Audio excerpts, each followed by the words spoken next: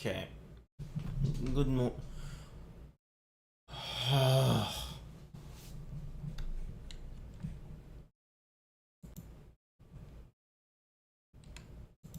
OBS?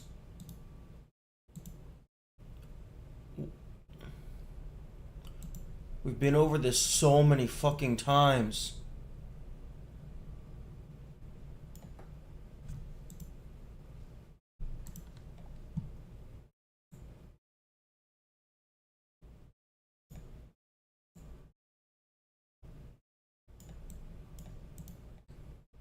Stop making the game screen small. Why is that not saving?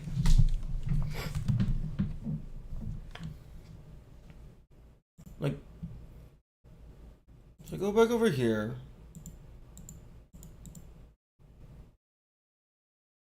That should be saving. I don't understand it.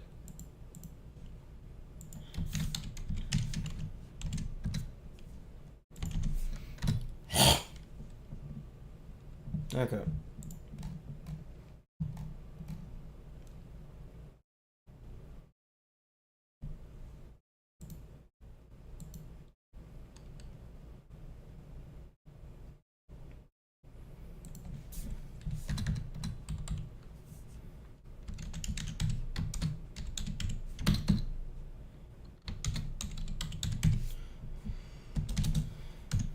Okay, let's go ahead and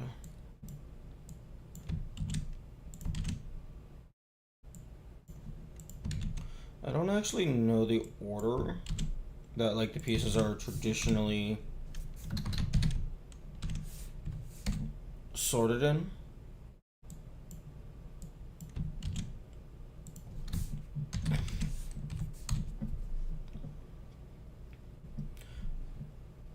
So like I think I typically just go like king in reverse and then grab the pawn at the end.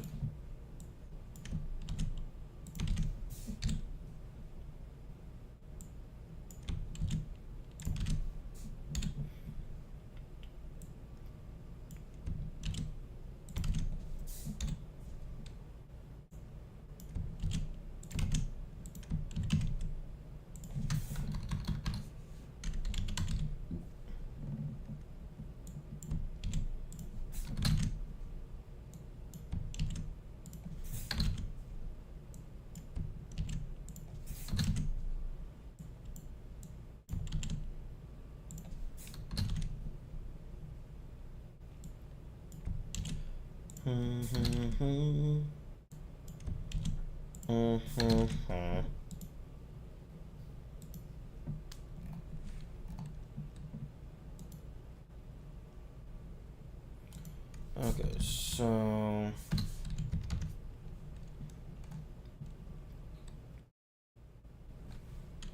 target piece equals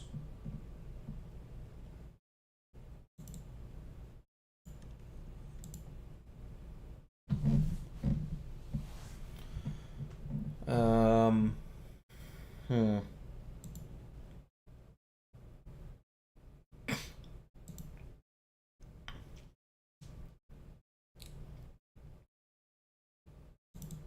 So this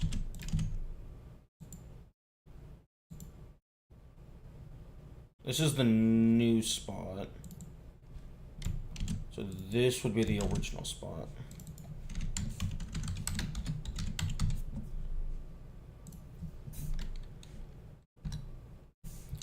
If grab piece in white pieces,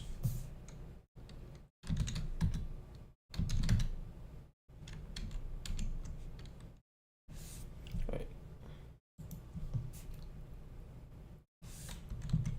not in white pieces,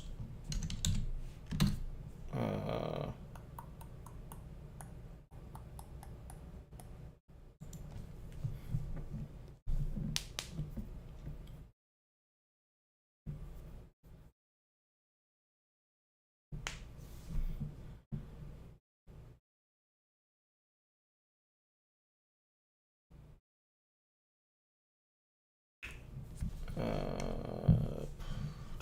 do, do, do, do, do.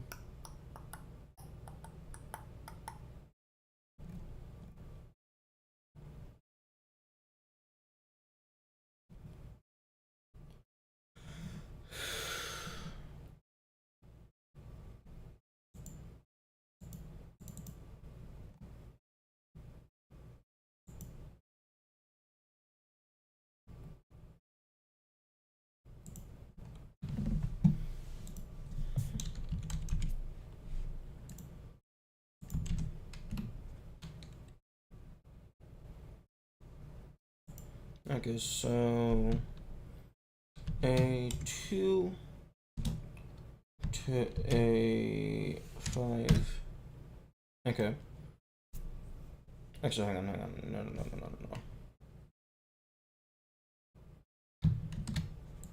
I need to, one, get this controller out of the way. Move my microphone a little bit closer. Print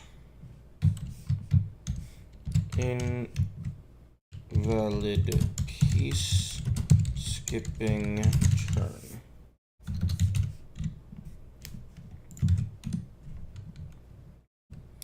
Okay, so if I go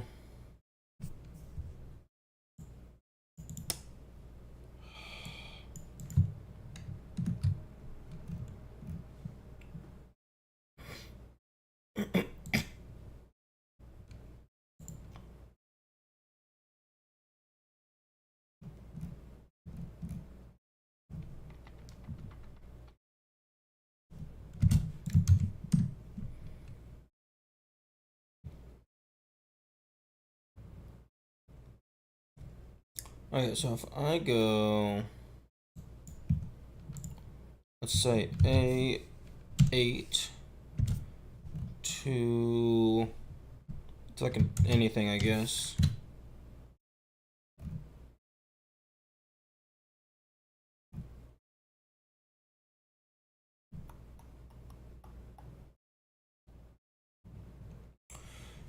Okay.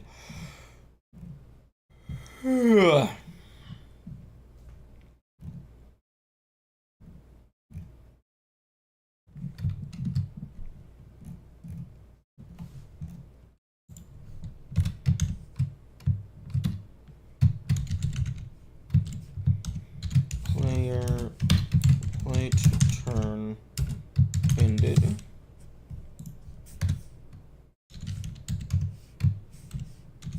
Black turn ended.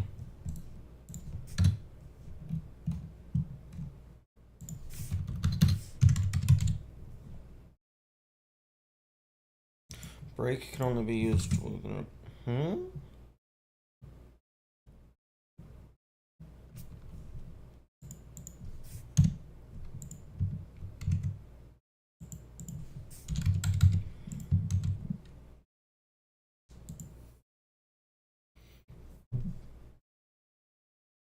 Okay, I think I have improper syntax.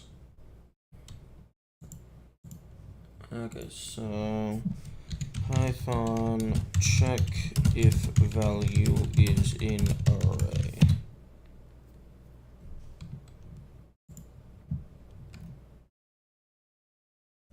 If item in list.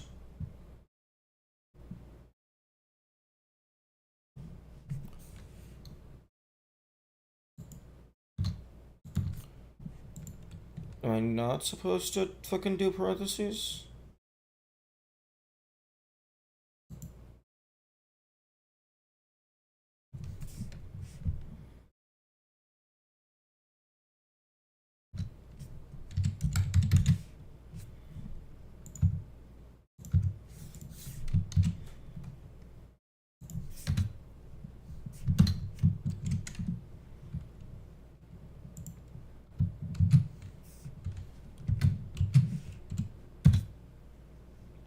Okay, so I inputted this.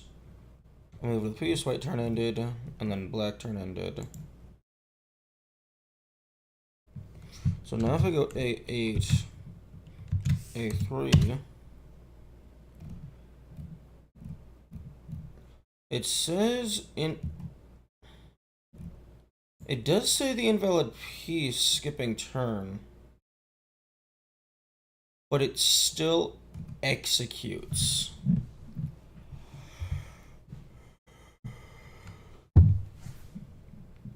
Wait, no it doesn't. I'm blind. Okay, so that's good.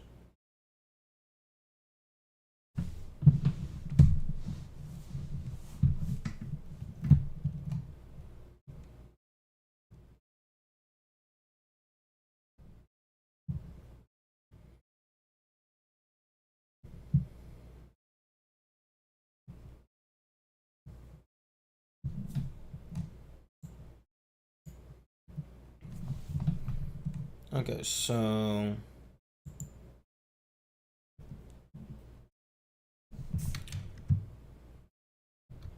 I guess I don't really need the pass there. Invalid piece, try again. And then can I just do...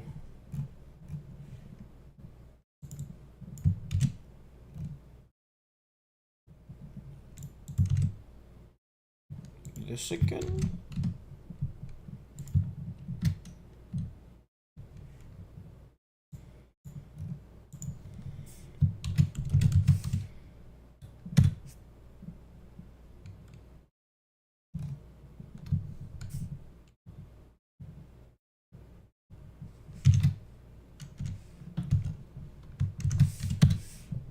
Okay, and then A2, B3.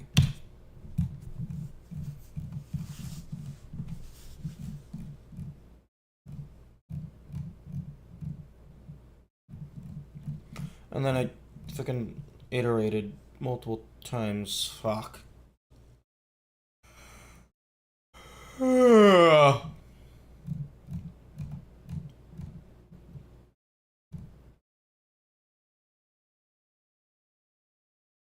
It's kind of hard to tell.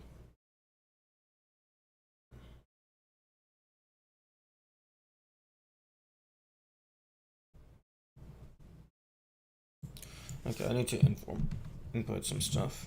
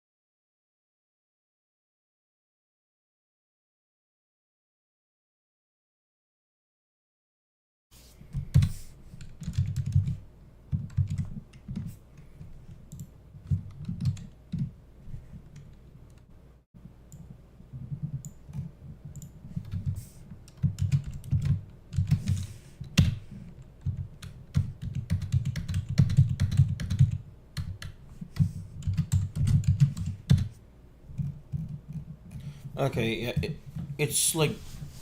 it seems like it's just storing every single of the attempts. I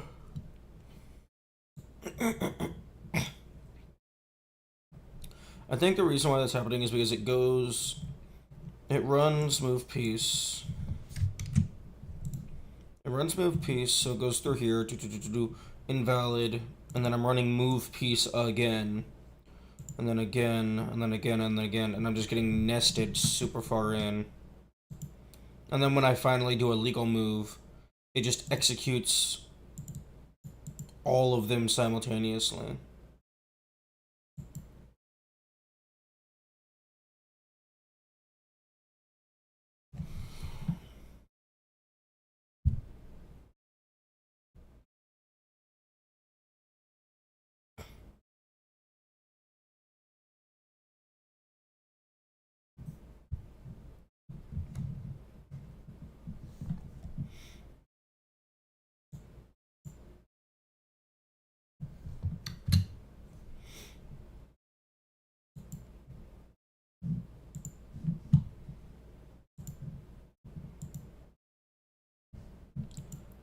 Hmm.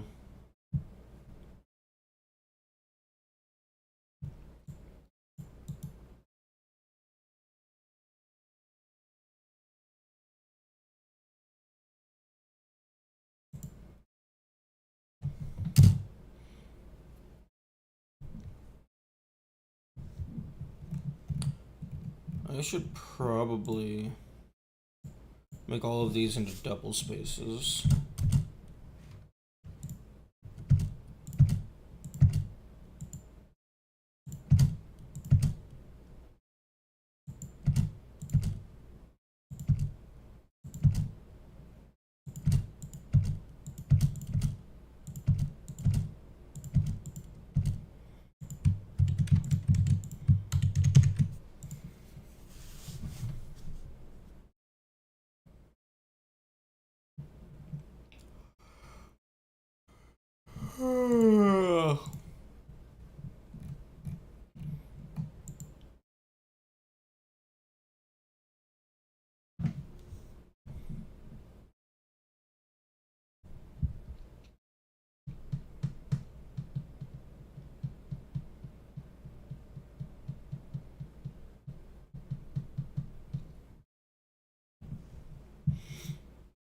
I guess I could make an external function.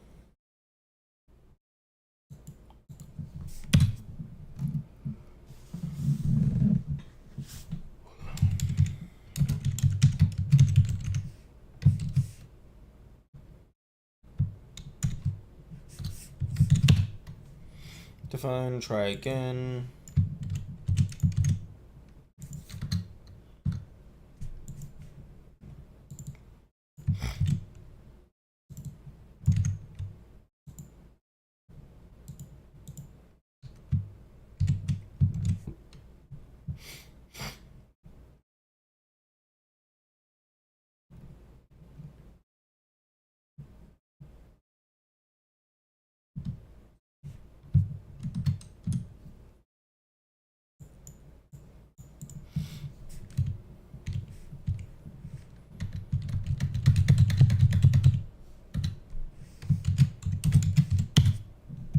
And nope, it's still fucking recursive.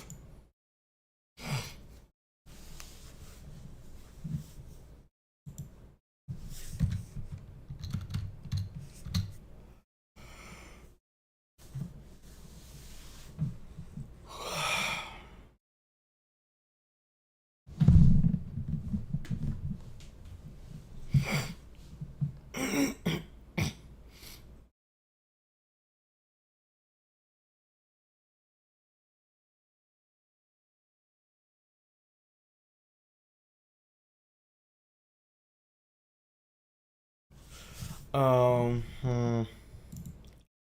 Yeah, I guess because this is literally just that again.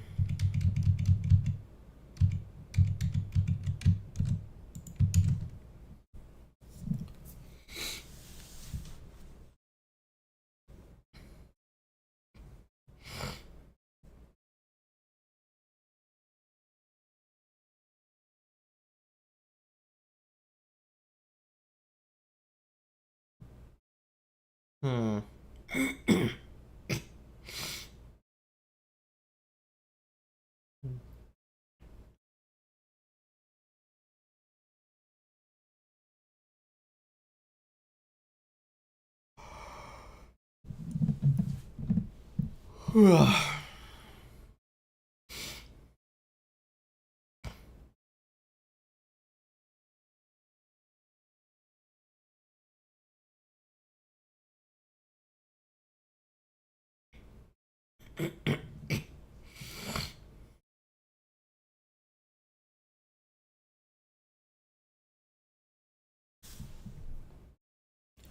Okay.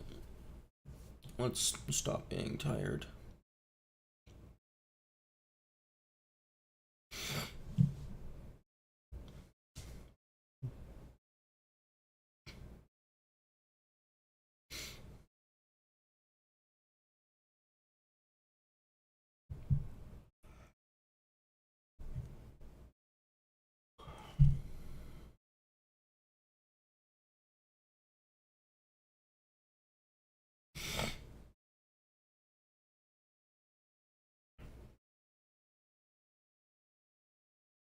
I don't know how to make this not recursive.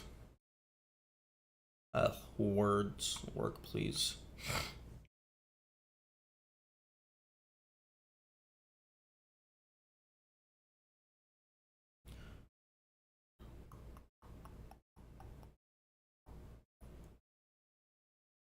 Because, like, I need to print the message and then prompt the player to input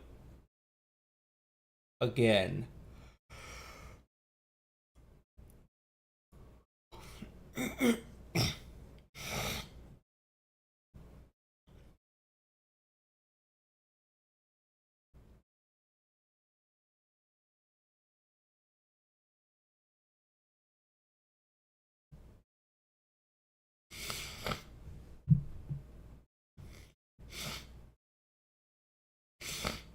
Yeah, fucking sinus. I don't.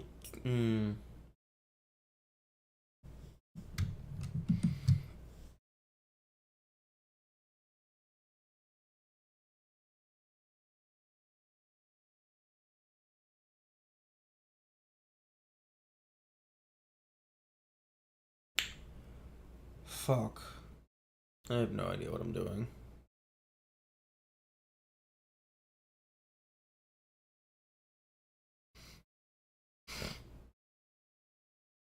I'm just fucking staring at it, not making any progress, and then fucking feel shitty again.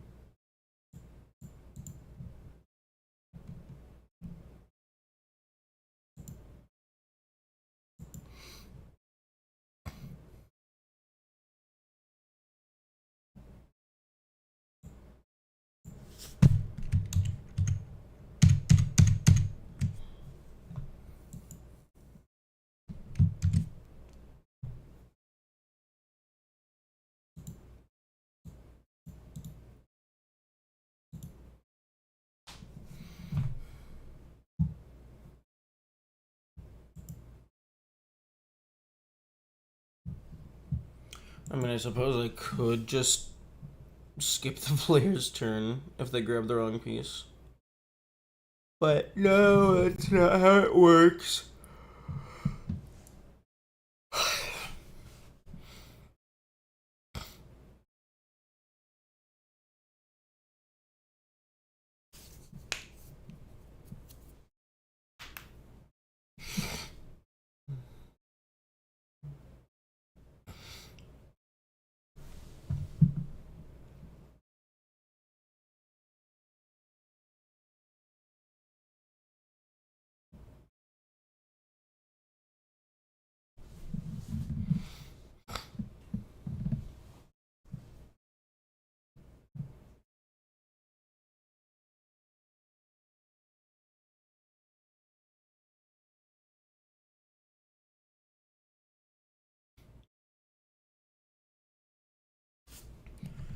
Is there a way Python end current function and then rerun self? Is that a thing I can do? I don't. Oh my fuck. I don't want to automatically restart the entire fucking script. I want to restart the function. I didn't type the word script once in my search, and the first four things are talking about scripts.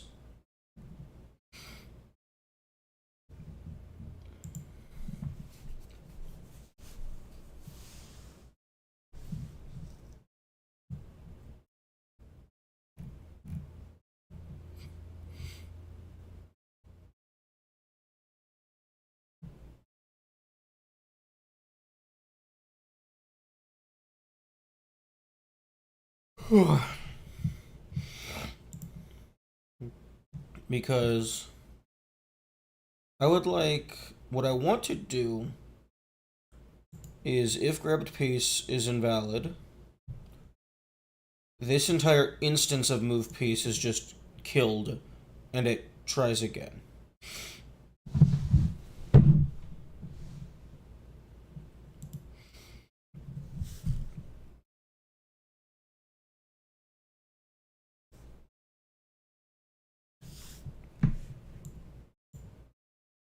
Oh, well, it's updating the board state every time. How about we only update the board state when the fucking move is actually made?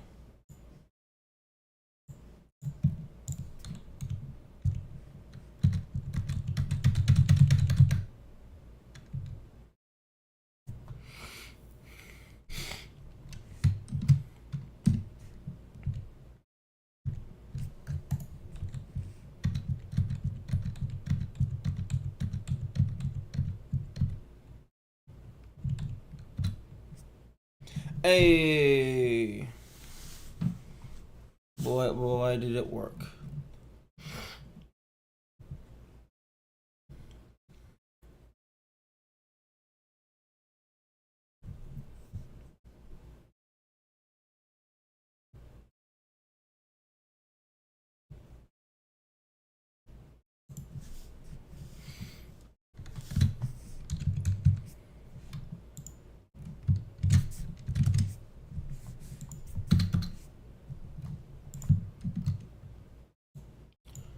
Okay, if I add in a pass there...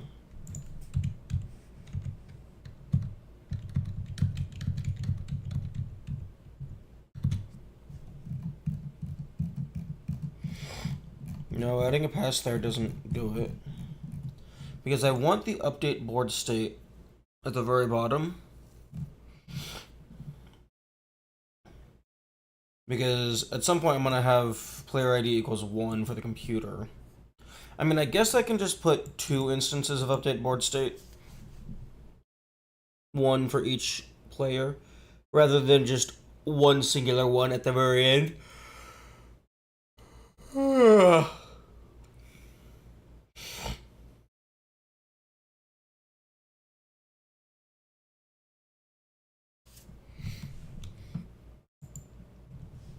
Okay, Python kill current function.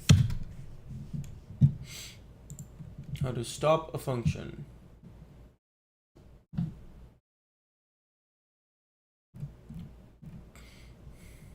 Return.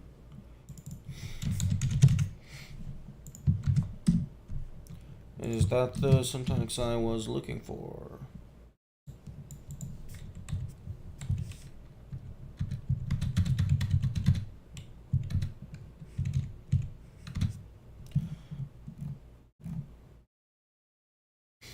Hey, that is what I was looking for.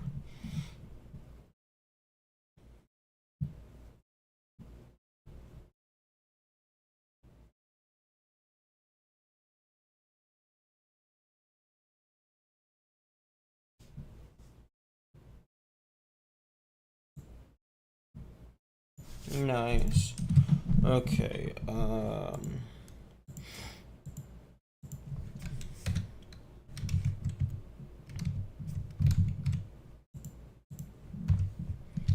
else if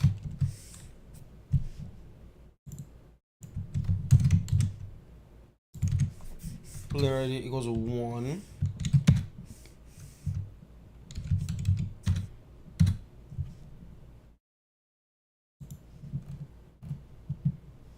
oh,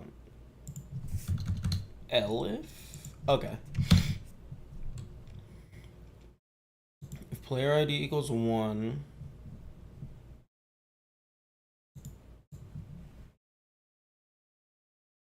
I can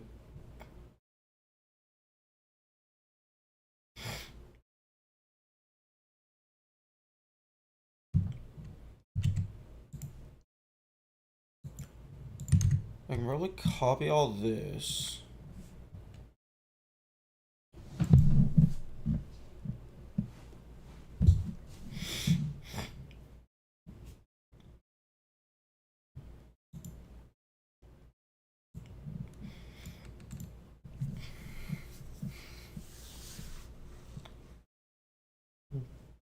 Actually,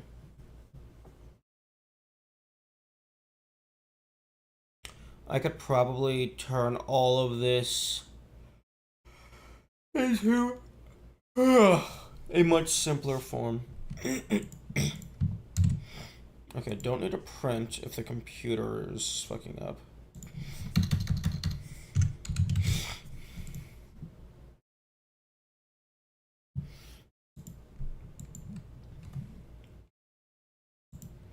Okay, so CPU input.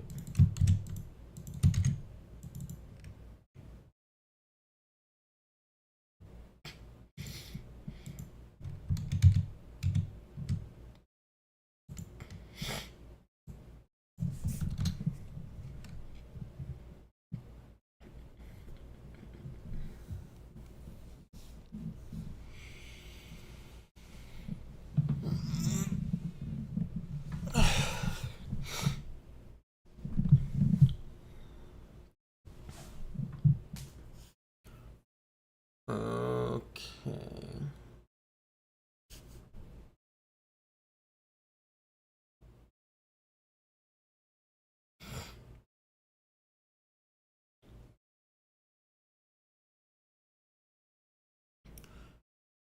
Okay, I can just do random selection for now.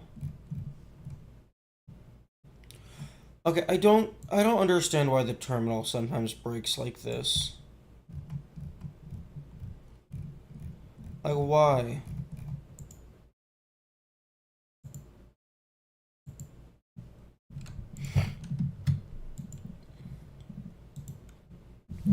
Okay, so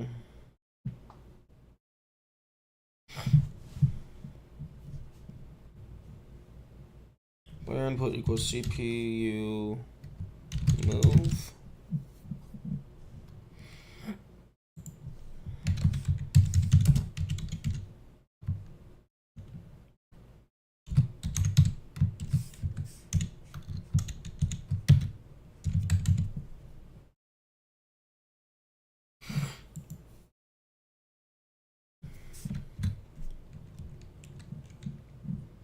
Okay, so Python select random number.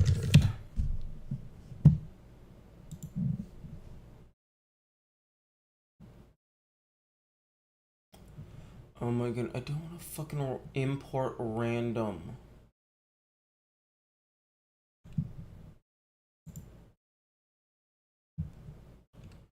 Oh my goodness, this isn't built in.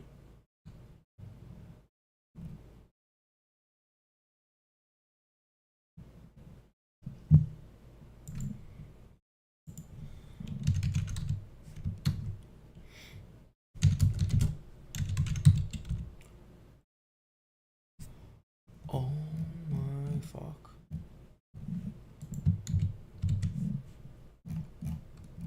Python doesn't have random built in?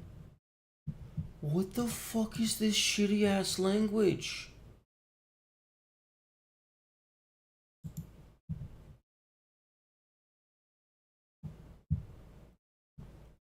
This is garbage.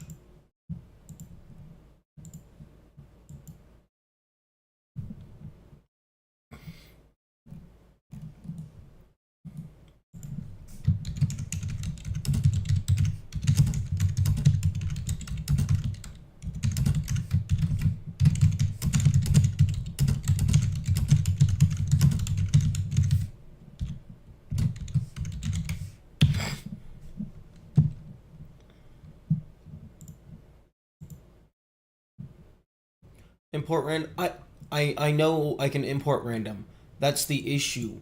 I shouldn't have to import random. It's that's fucking asinine and stupid. Random is like a nigh fundamental arithmetic execution. That should be built into every single language. That's like that's really fucking stupid. Unless I'm missing something, like some context or something, but just on the surface level, that looks really stupid.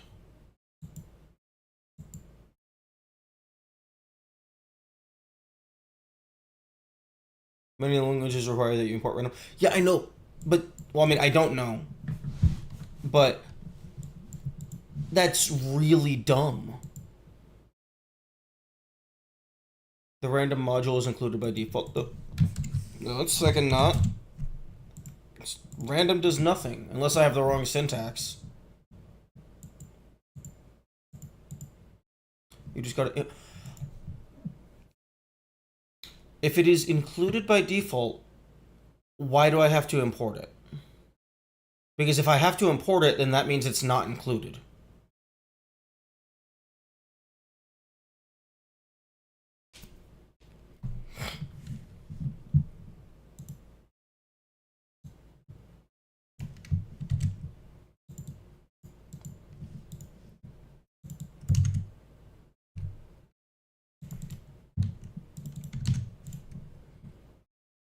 Yeah, no, that's still not a thing. Unless random is like the class. And then it's like, oh, we have random integer, we have random float, we have random vector.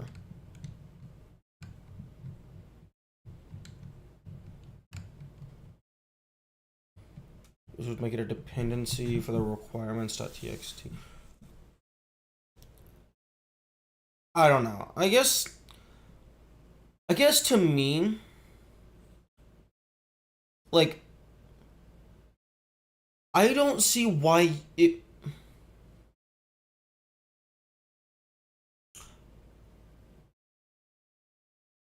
It is just baffling that it would not be included by default. You should not have to take extra steps to be able to choose a random integer. Like, choosing random numbers is like a nigh fundamental part of scripts. At least in game development, anyway.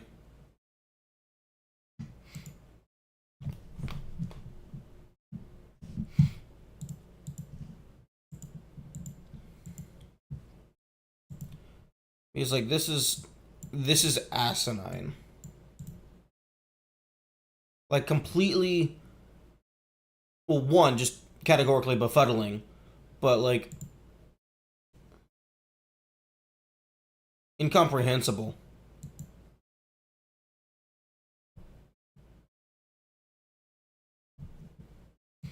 Well, fuck off, YouTube. I know there's no audio.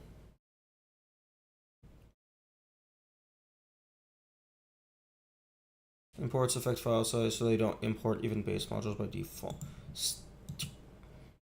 Stop using logic. I'm trying to be upset.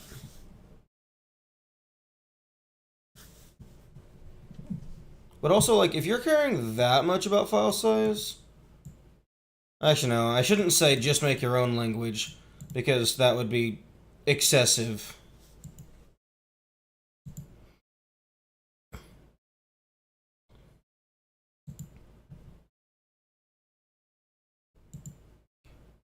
Yeah, I suppose... Well,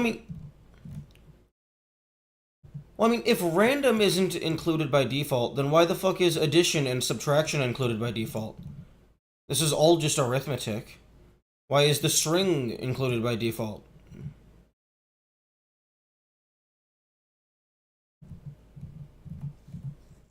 Why is array included by default? I should have to import all of these things.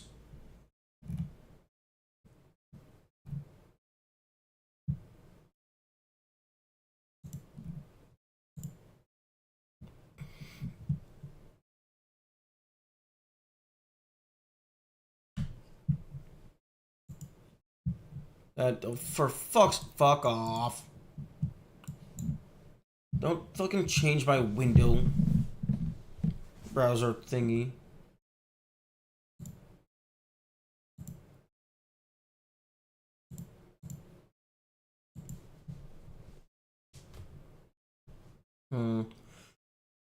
At some point, I should really just fucking make a list of music for game dev / note segments.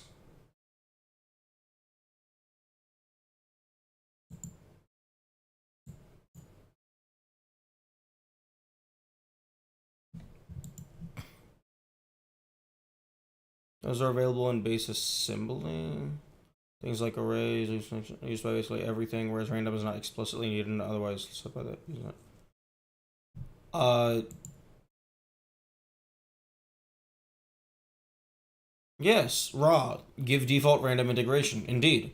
Because random is like, that is, that's like a tier 2 fundamental. Yeah, sure, it's not as low level as, like, addition.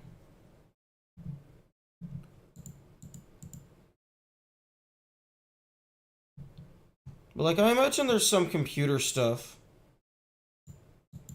Also, as an asterisk, I'm just complaining about things I don't understand. Because, like, this seems like an obvious thing to include from my limited perspective.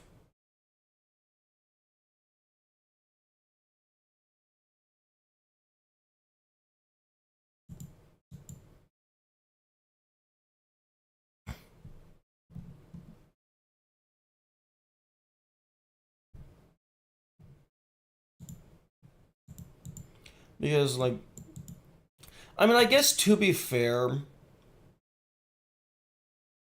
I I imagine most scripts don't need random selection. It's just game dev in specific does. And Python isn't a game dev engine.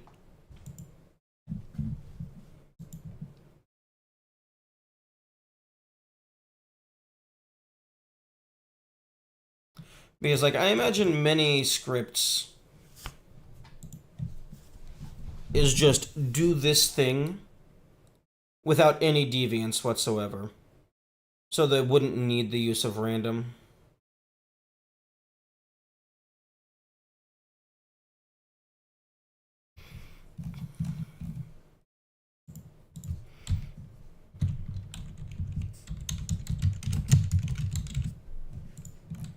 Bleh. Bleh. Bleh. Bleh. Bleh.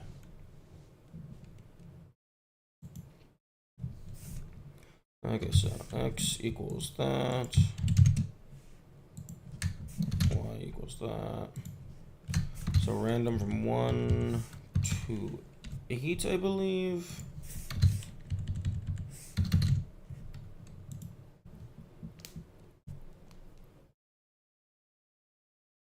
X1, Y1.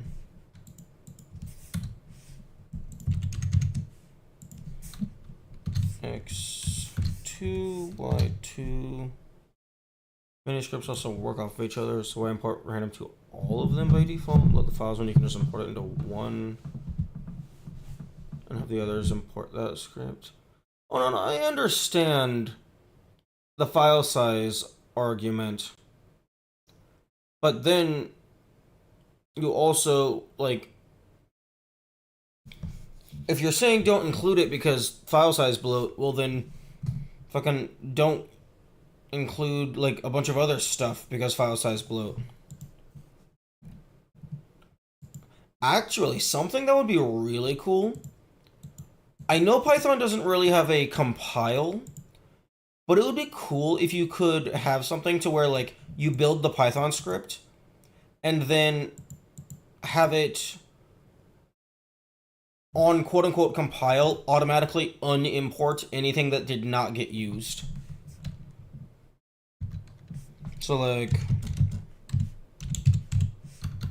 so if I do like r equals 4 mod 24 or whatever, I don't even know if modulus is by default, but hypothetically if it was by default, but then I just never used it, it would get removed. C++ and C# has that, I believe. That wouldn't surprise me. That seems like a pretty useful feature to have. Modulus is included by default? Okay. Wait. Modulus is included by default, but random isn't?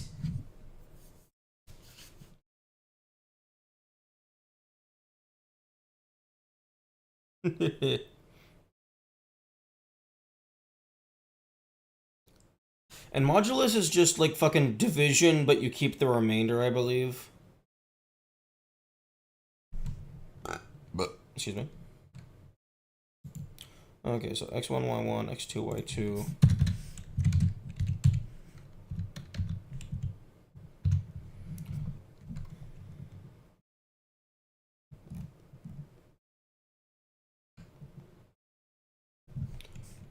Okay, so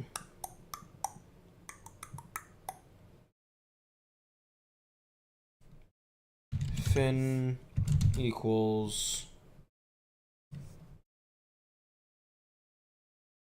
x1 dot 2 str.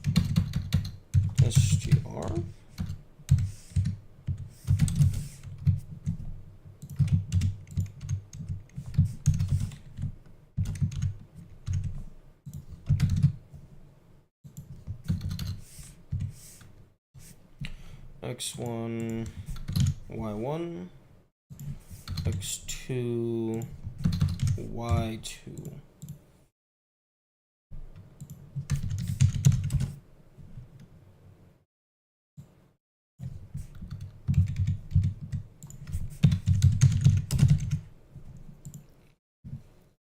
Okay. So player input equals CPU move, blah blah blah.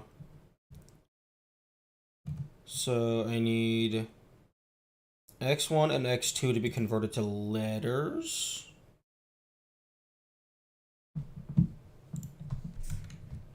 Which means I need to bring it to...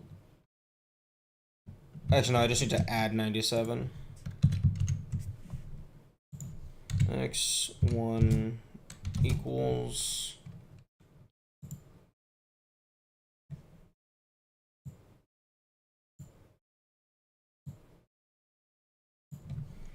x1 plus 97.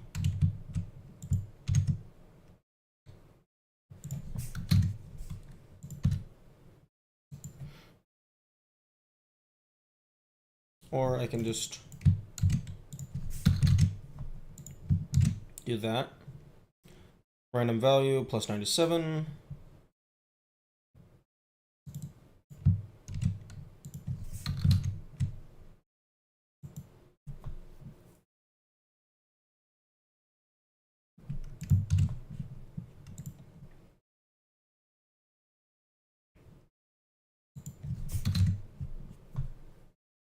Okay, so x1 return fin, and then it just fucking runs it through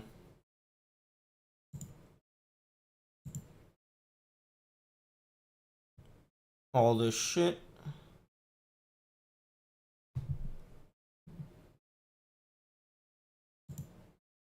If grabbed piece not in black pieces, move piece 1, player input, and then return.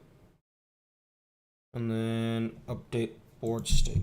So, in theory... Fuck. Well, there goes the theory. Okay, expected string of length 1, but integer found. Ah, okay.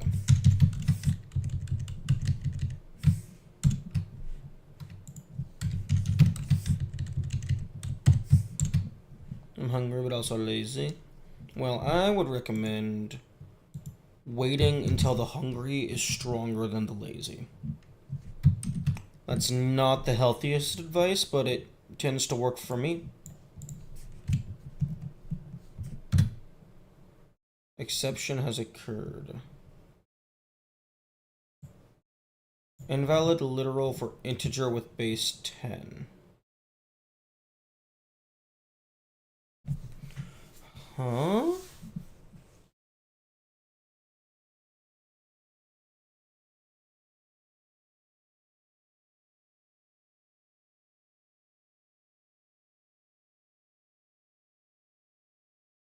The invalid literal.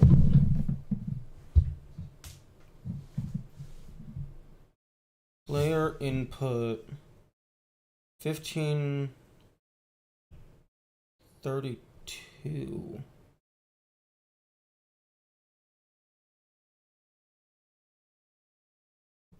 Ads will begin playing in 1 minute. Oh, fuck off ads.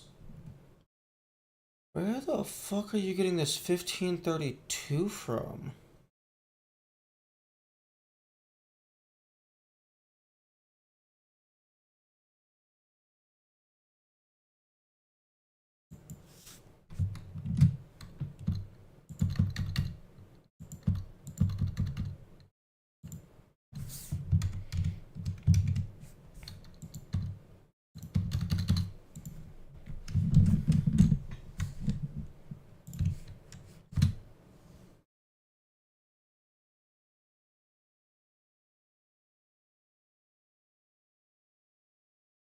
Unsupported operand type S for integer and string. 146.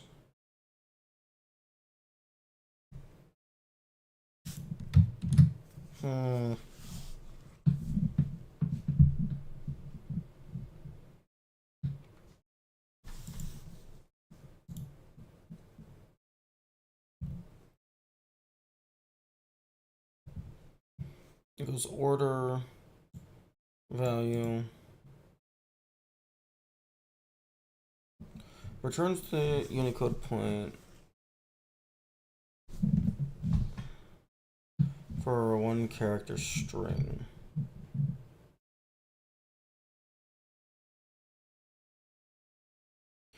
Oh. Oh, this isn't returning the character. This is returning the character's like position value in the Unicode index.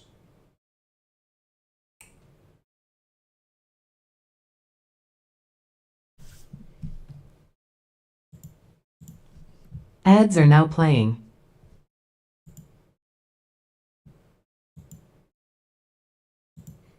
Okay, I'm gonna go get food as well.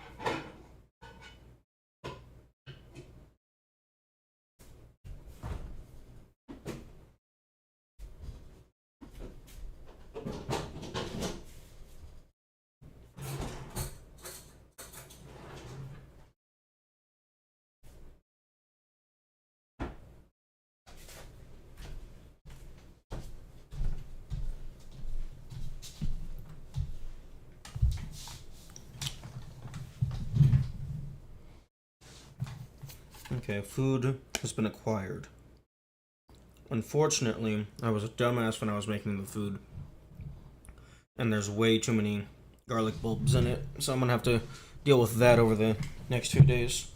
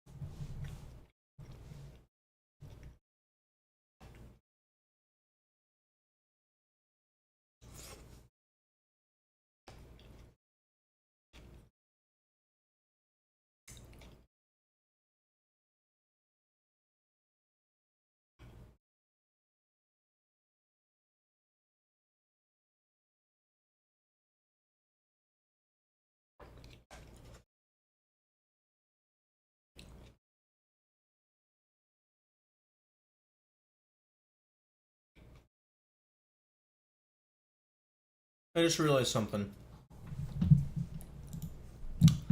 I'm attempting to convert this to letters, and then this is just immediately converting it back to numbers. I should just pass the numbers in directly.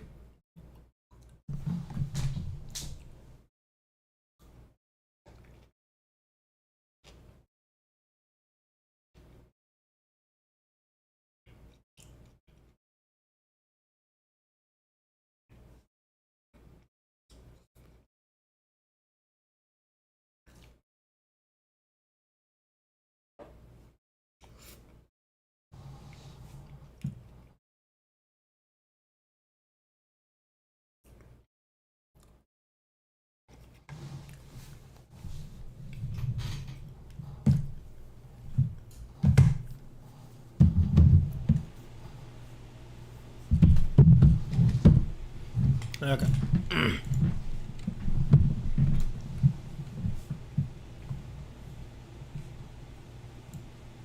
So let me just go ahead and take that.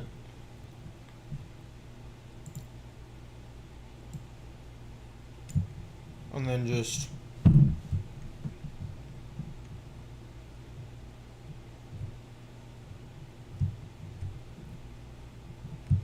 do that.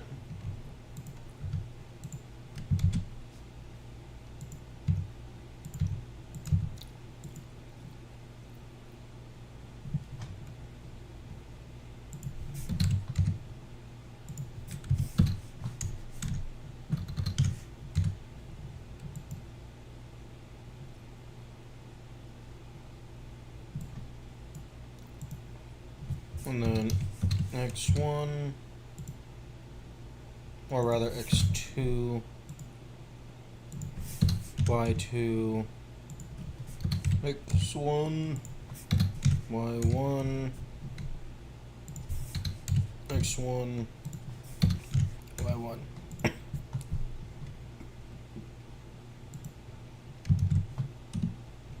Let's see if that works.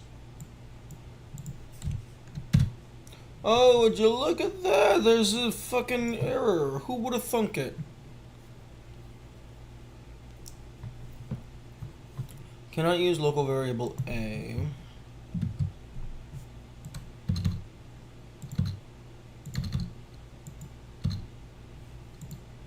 Ah, right, fair.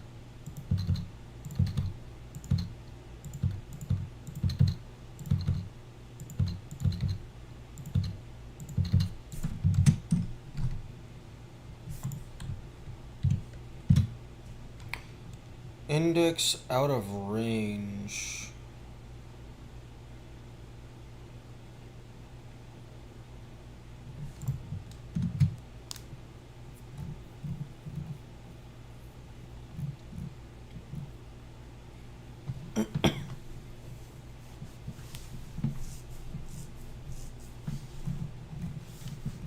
This board, 1, 2, or I guess 0, 1, 2, 3, 4, 5, 6, 7.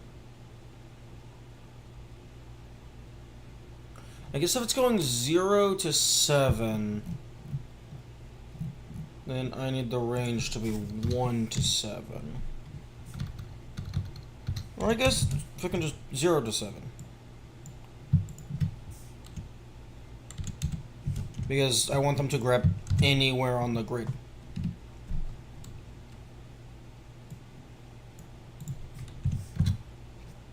Index out of range?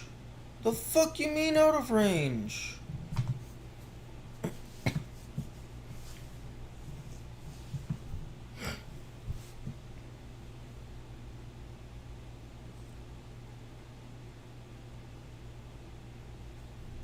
Line 106. No.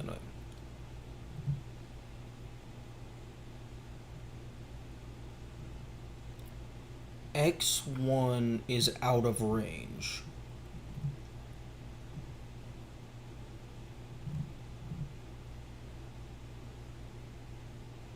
Oh, wait, no, I'm a fucking dumbass. I don't need CPU move anymore. Well, I mean, I'll probably have CPU move at some point once it gets more complicated.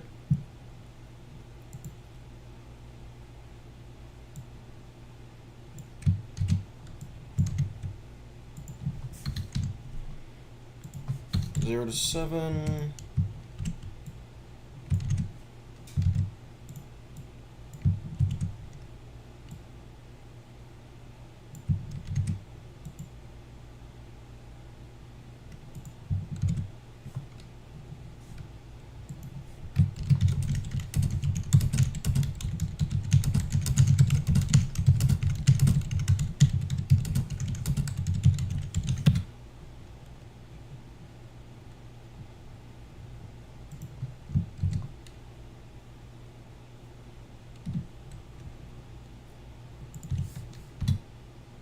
Hey!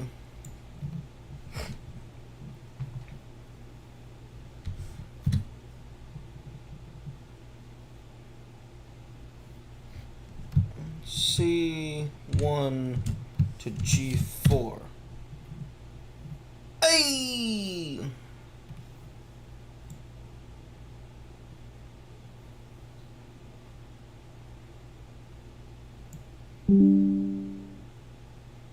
Wait.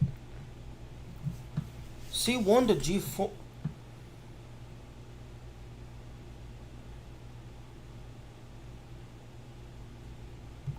Why is this getting out of sync?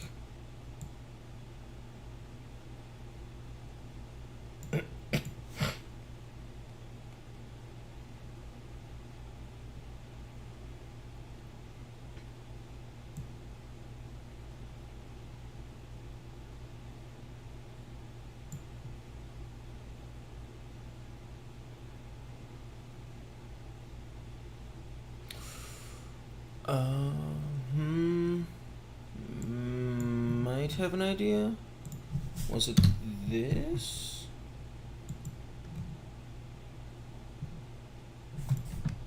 Was it these spaces? Is these spaces fucking everything up? Because I thought this symbol was too wide.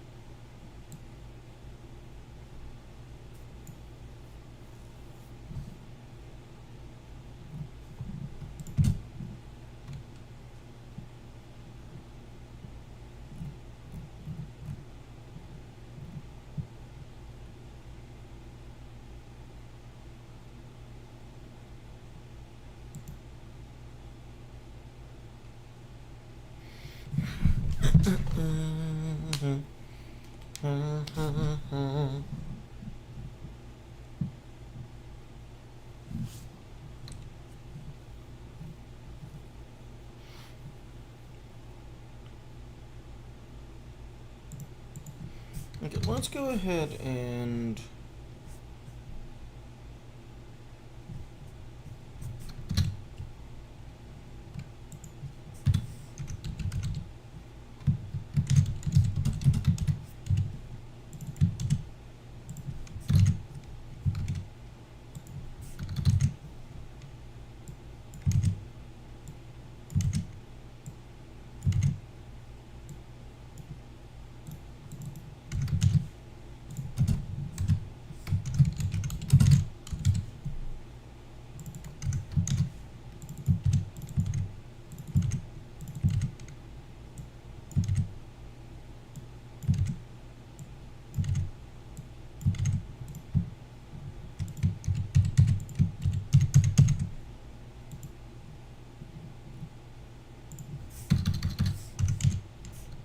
hello, Creeper. Good morning.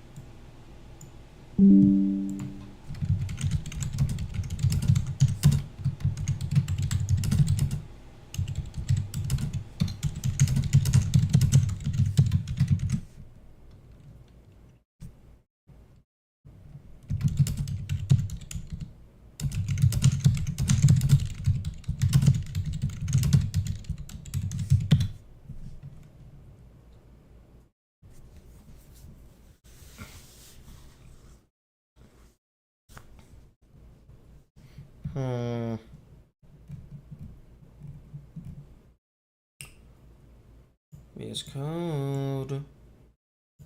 Why is my grid so fucking big?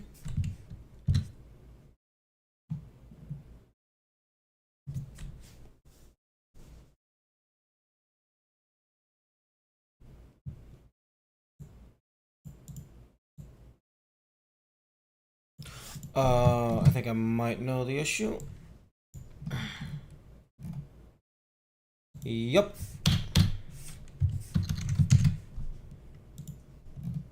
Okay, so if we go back up here.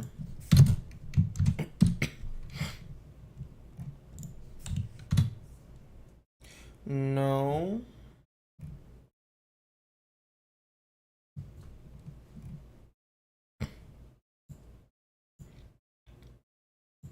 Why are the pawns getting pushed away?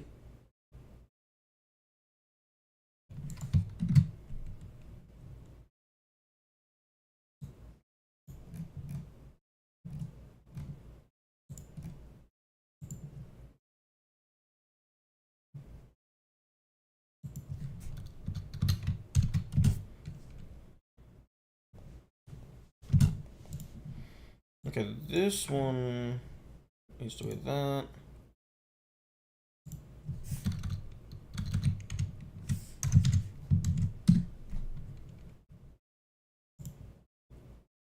Okay, let's try this again. Maybe.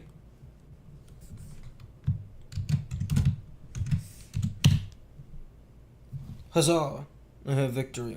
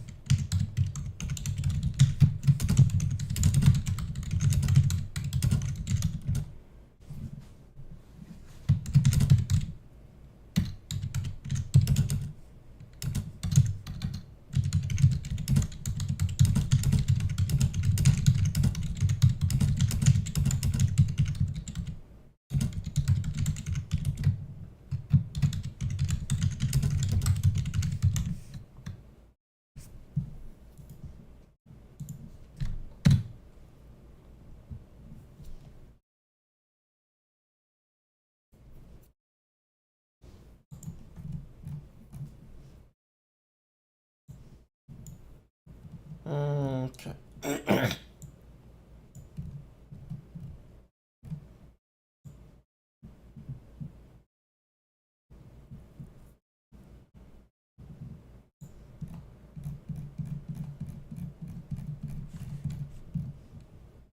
Wait.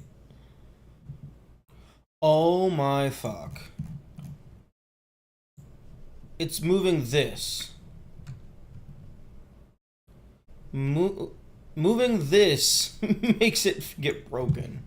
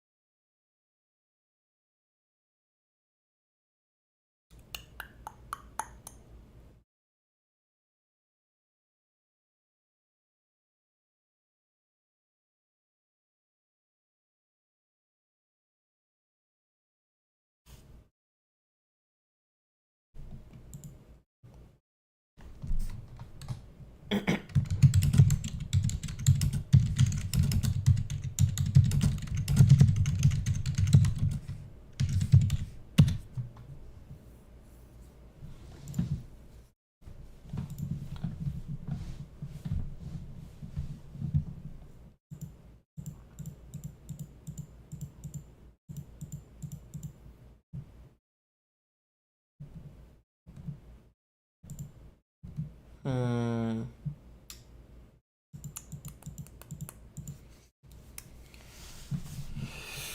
I should probably focus on the coding part of the coding stream rather than getting distracted by talking to people.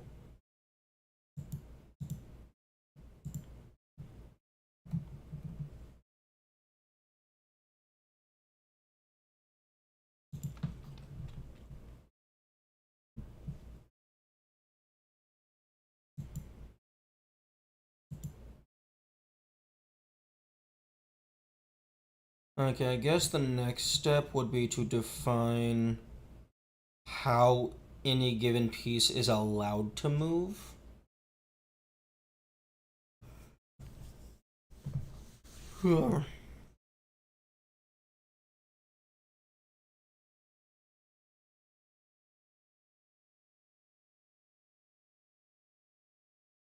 Although I would have no idea how to declare that.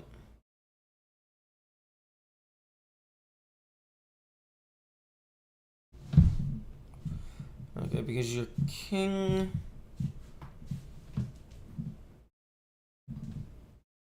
can move one tile octagonally. Pawn can move forward, like ignoring fancy conditions, such as like, oh, you can move two tiles on your first turn.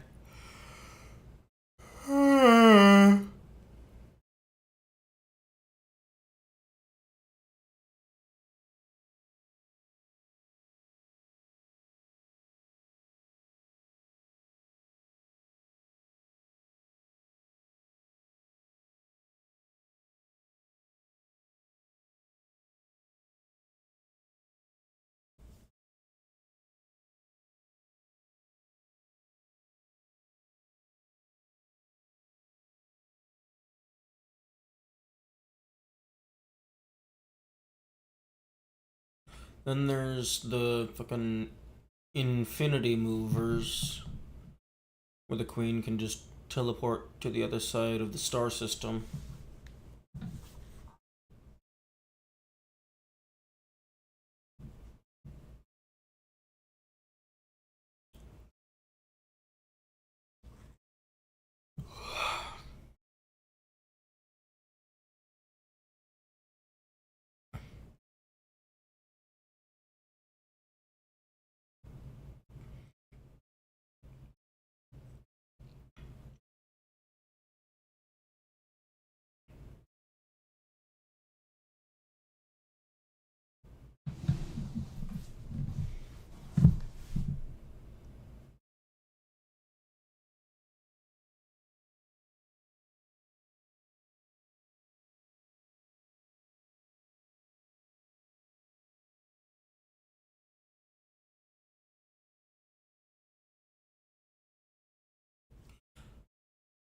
I guess I could, like, for the rook, because it can move in only straight lines, I guess I could just check to see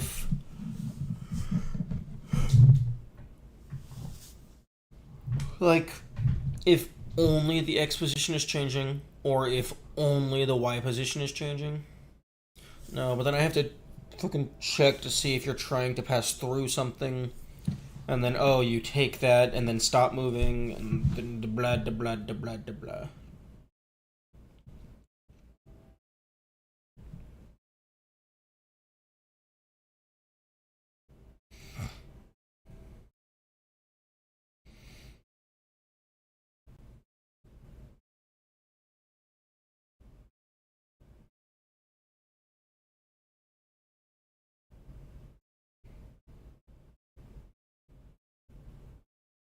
That sounds like a lot of effort.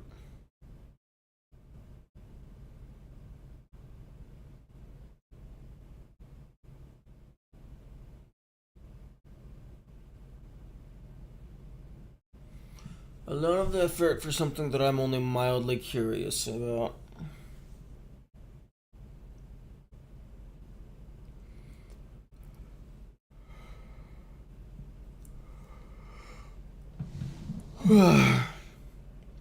And it sounds like a lot of effort because I don't know how to do it. If I did know how to do it, it would be easy.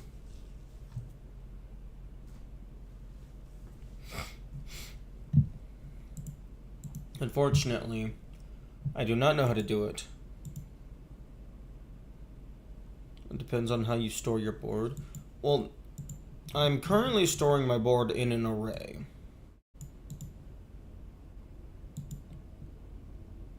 Or, well, I guess a list, a two-dimensional array, I don't fucking know.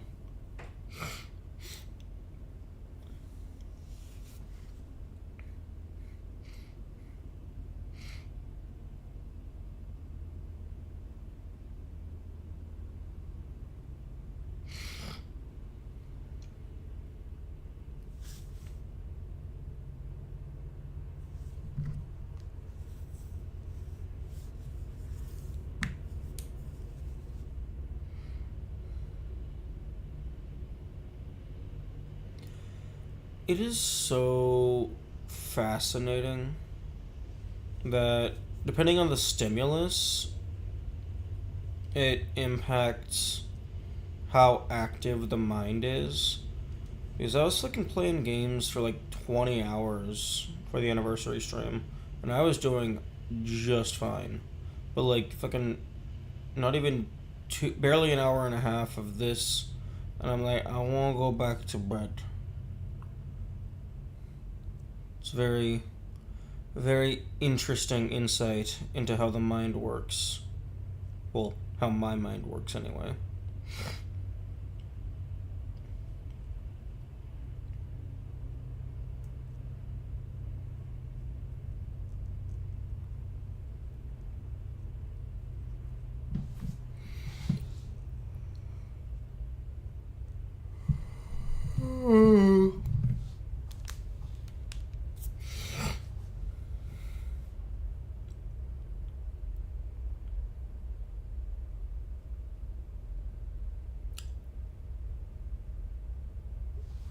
I'm gonna drink some water.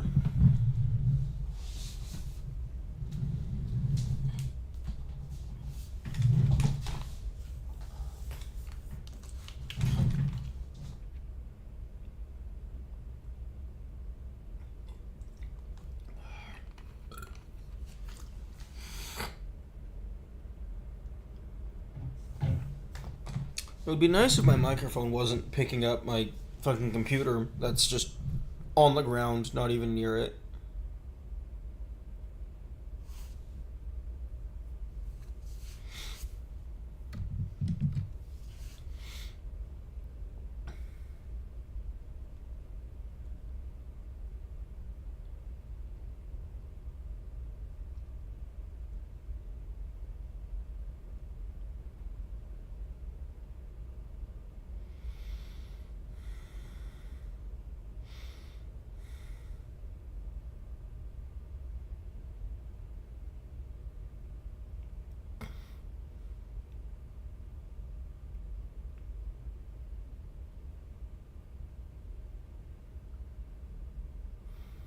Yes.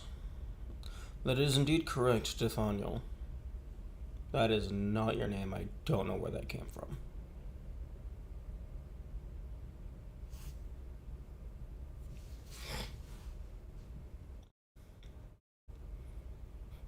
But yes, a supercomputer that demands snacks is a very good, accurate description of the brain.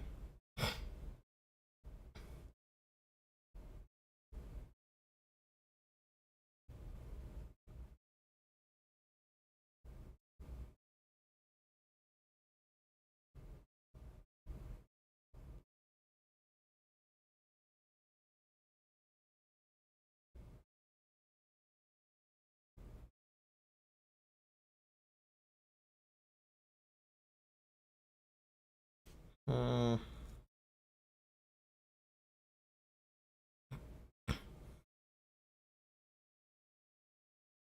Maybe using Python as a game engine wasn't the best choice.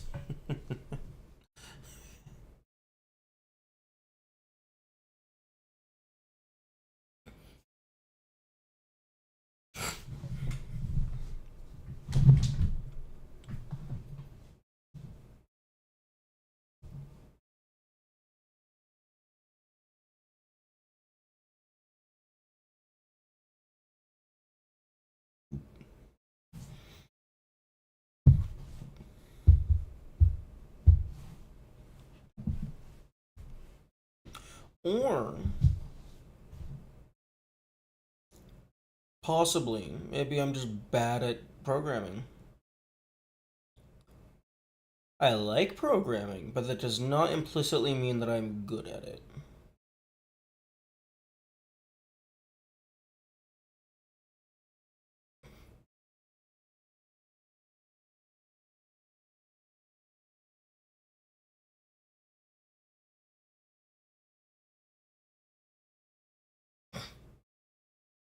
Because like really what like repeatedly ends up happening is like there's a few things that I can figure out, and then I'm just fucking doing absolutely nothing until like Yami or some other smart person comes in a chat and it's like, "Yo, dumbass, here's all the things that you're ignorant about."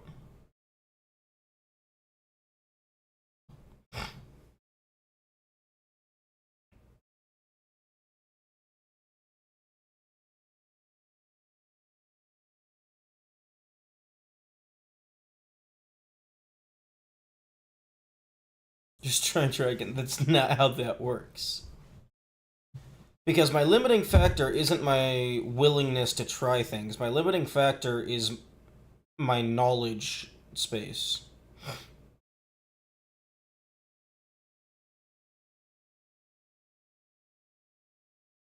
Because like I simply don't know so much shit. So and like without someone to like teach me, it's not very likely that I'm going to be able to figure it out.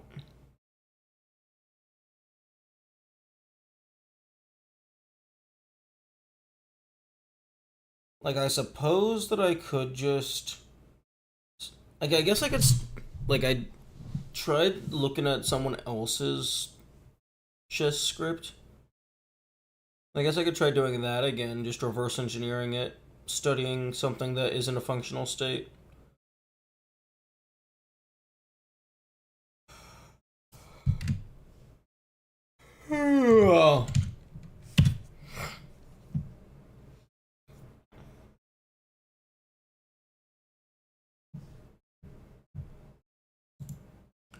File. Open recent.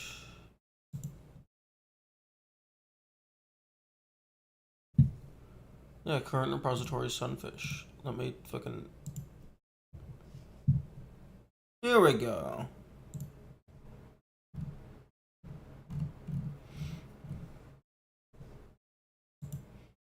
So what's the question?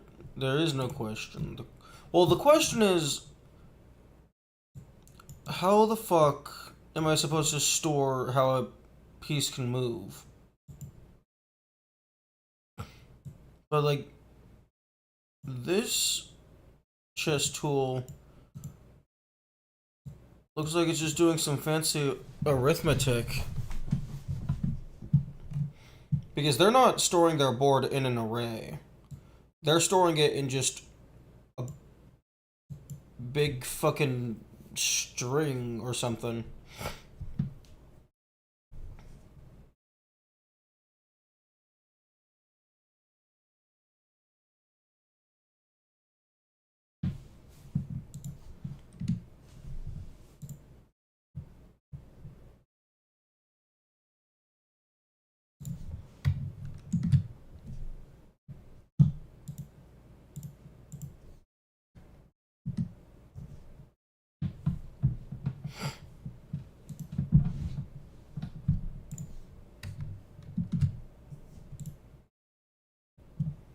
Import numpy.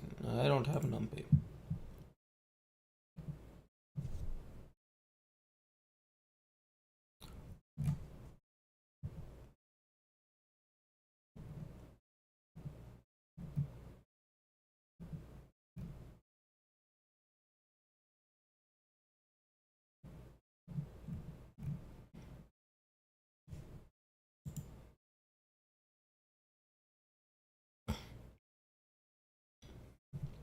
Fucking rotates the board. You don't fucking need to rotate the board.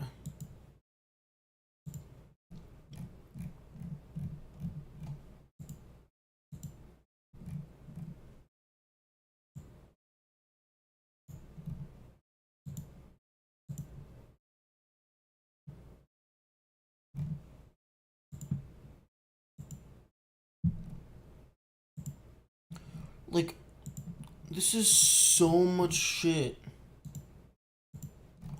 So much shit.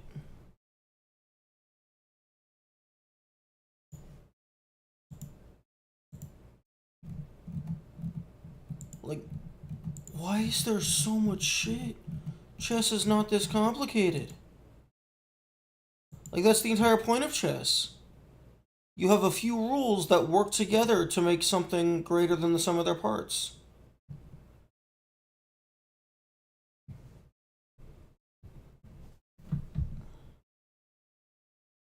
Would you prefer to go tic-tac-toe? Okay, you know what? Fair enough. Fair enough. Compared to some other games, chess is decently complicated.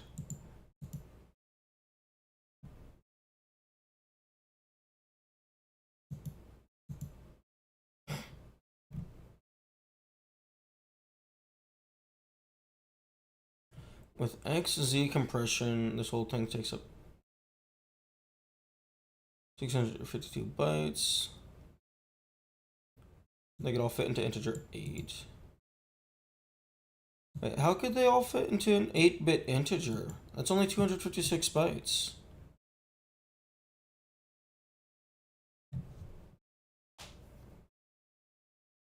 I'm guessing this is the like point value associated.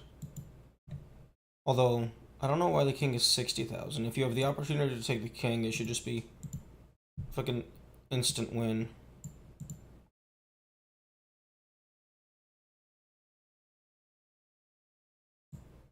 I mean, if you're, I think the idea is just make it a stupidly large number so it always takes priority. But I mean, if you're gonna make it a stupidly large number, you might as well be funny with it. Just do like 69,420 for the lulz. Because like this other stuff is for balancing purposes, but I think for the king it's just as long as it's a big enough number that it outweighs everything magnitudes.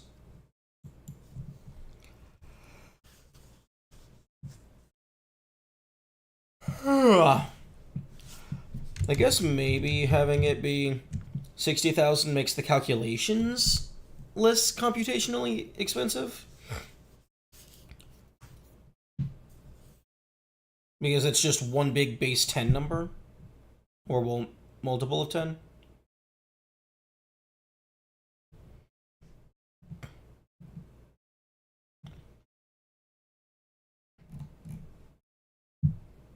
But yeah, I have no clue what this fucking matrix is for.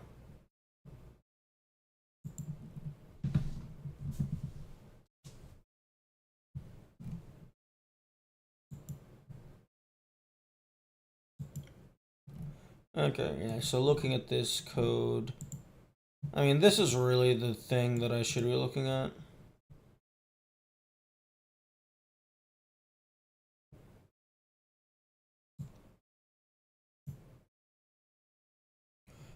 Knight is north plus, okay. Queen.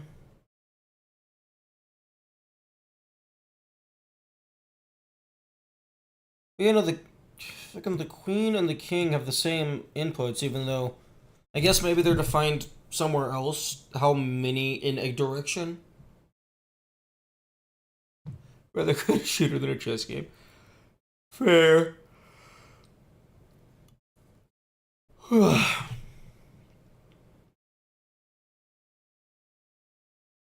Like I just wanted to try something new.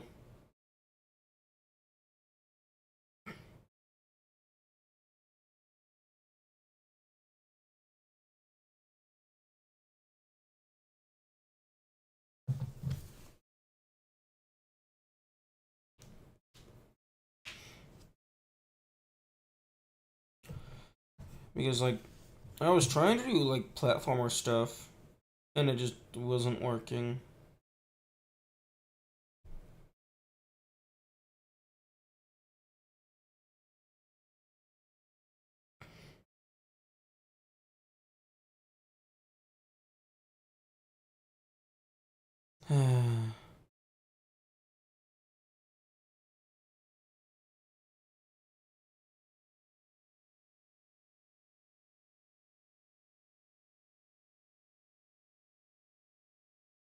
Hmm.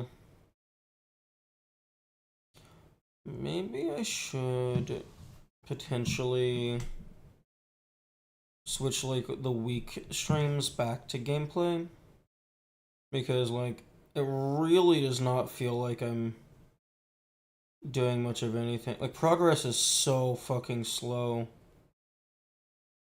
on the coding streams. But I mean, I guess like I'm not really doing much coding off stream, so slow is better than non-existent.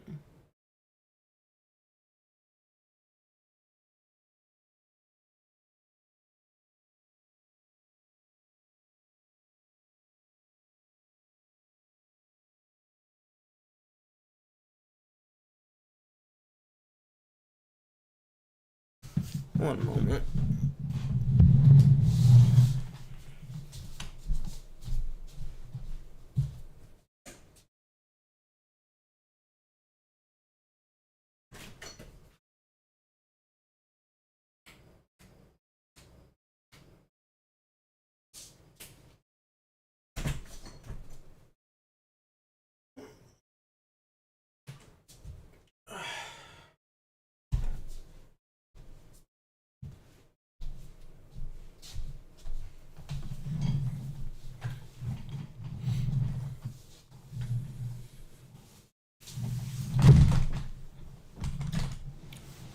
Could start with piece movements and steps.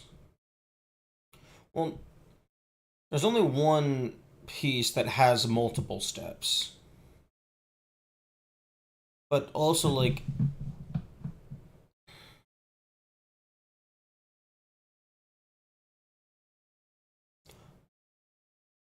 up/down doesn't really mean anything when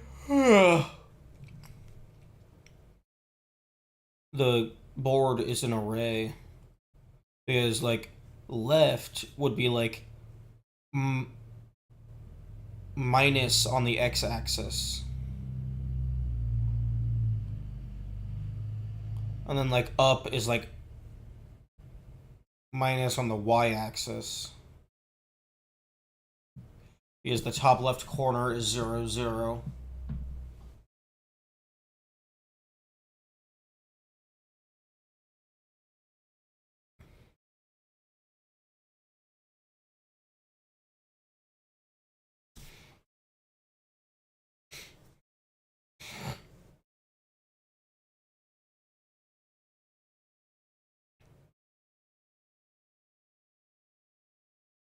Now, I know the array is a grid. I, I'm,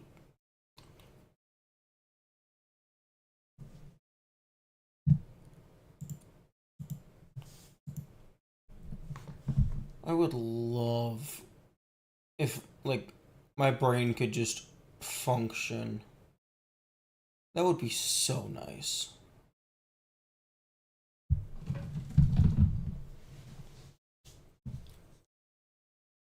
Because I hate ending streams early just because, like, I'm just completely out of it. Would we move up one row in the array? Yeah, but that's not quote unquote move up one row. That's -1 on the y axis. Unless there's actually a function that is just move up one.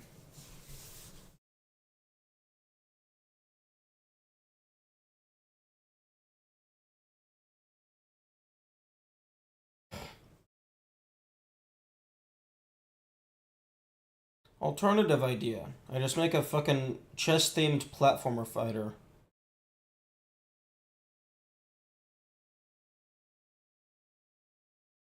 Although, only having 6 characters to choose from would be a very limited roster.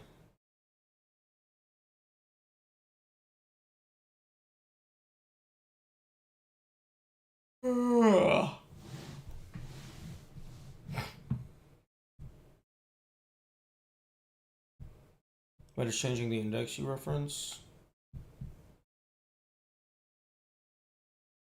Oh, yeah. Moving it on the y-axis. That's what I've... Oh, I've been just viewing this entire thing as a two-dimensional plane. Like a number grid. I wasn't actually viewing it as a list with indices. Because that's how I've been treating it down here. X and then Y.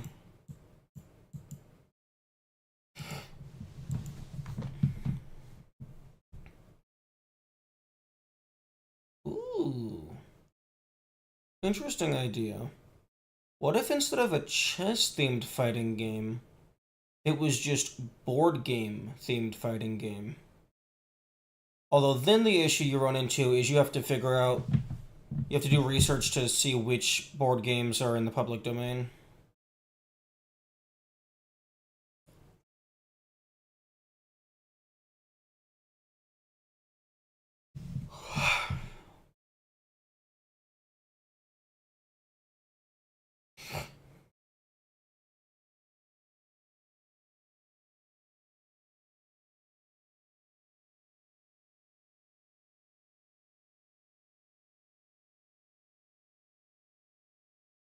Although I imagine there's a lot of really old board games that predate copyright.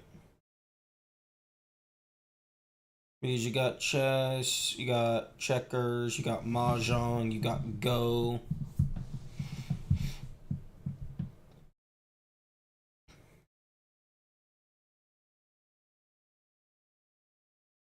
Fighting games are not complicated. You punch the enemy and they explode. That's totally not an oversimplification.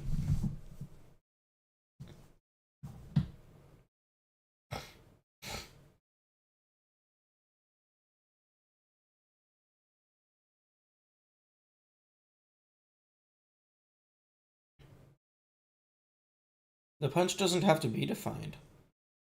Because you press the punch button and then the game crashes, which means it's a draw, which means you didn't win or lose.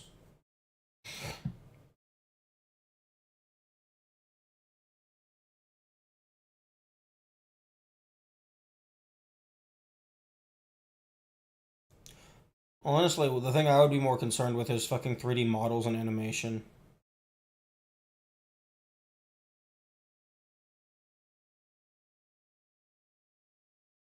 Because, like, at least with code, I can just research it and then retrofit something that somebody else has already made. Like with 3D models and the art and everything, that has to be like custom made.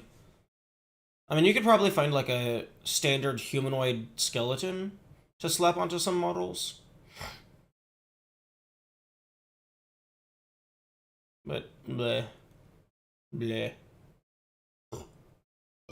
Excuse me.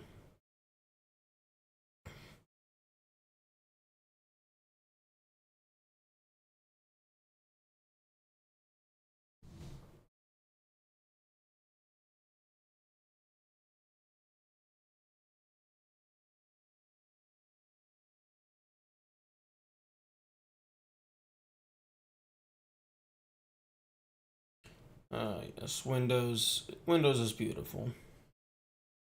Just fucking crashing for absolutely no reason. No, I mean, there was a reason. There's always a reason.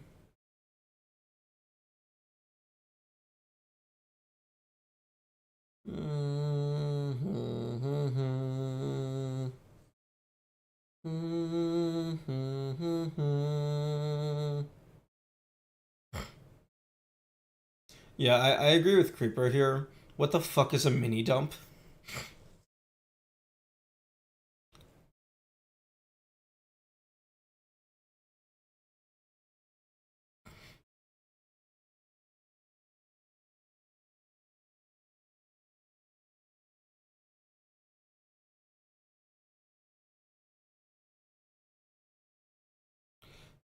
If the mini dump is the advanced Windows crash log, I shudder to think about what the macro dump would be.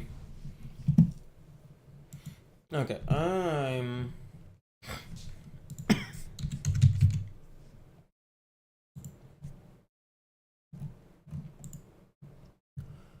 since I'm not really doing anything right now, I think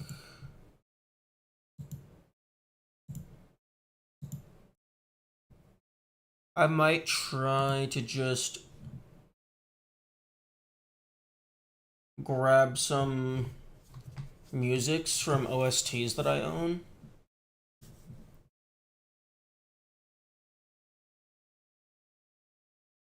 Macro dump is a simple window. What does it? How is the macro dump the simple version and the mini dump the advanced version? That makes absolutely no sense. Unless like this, the macro mini is referring to the granularity.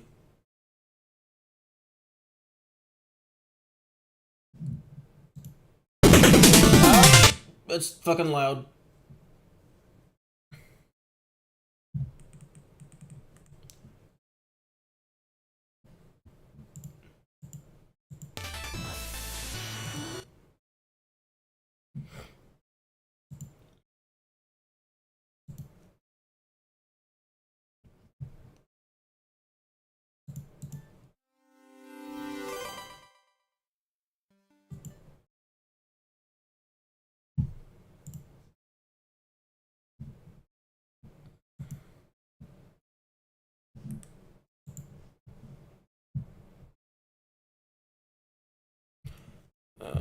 Okay.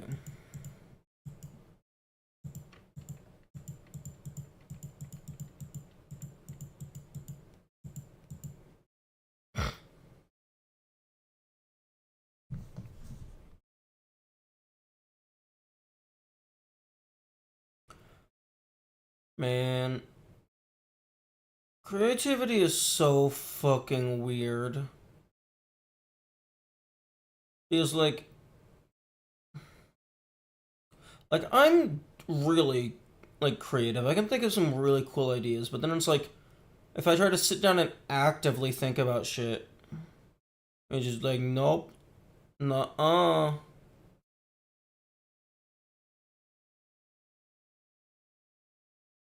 It's like right now, my cognitive state is basically just fucking soggy meatloaf. I'm just fucking sitting, trying so hard to think of shit, but just nothing is happening.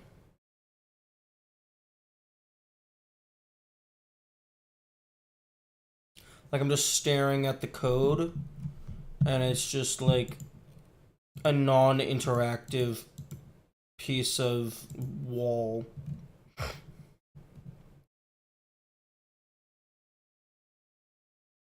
Like, brain, is this some sort of like subconscious defense mechanism or something? If it is, fuck off. I'm trying to be productive. I don't need you to protect me from the scary numbers.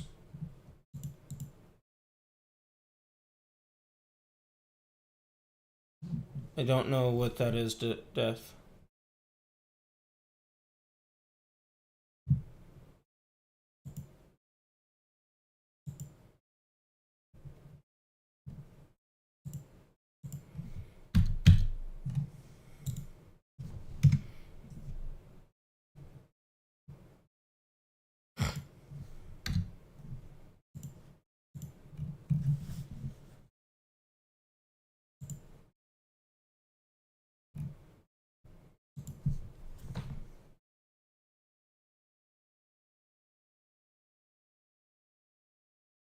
But like, this is like a really annoying psychological phenomena that I do not understand.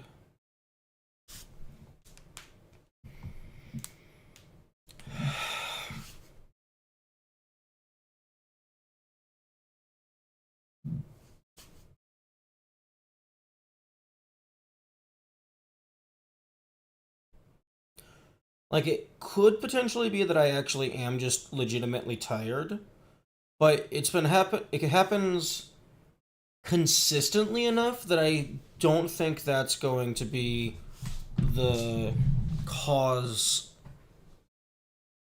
the primary factor anyway.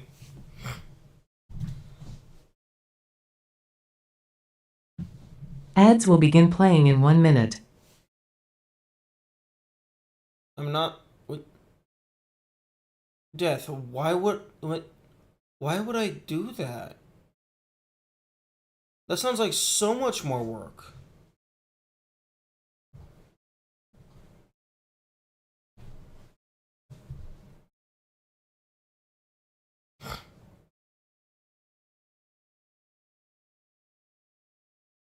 Like, I'm not making Minecraft.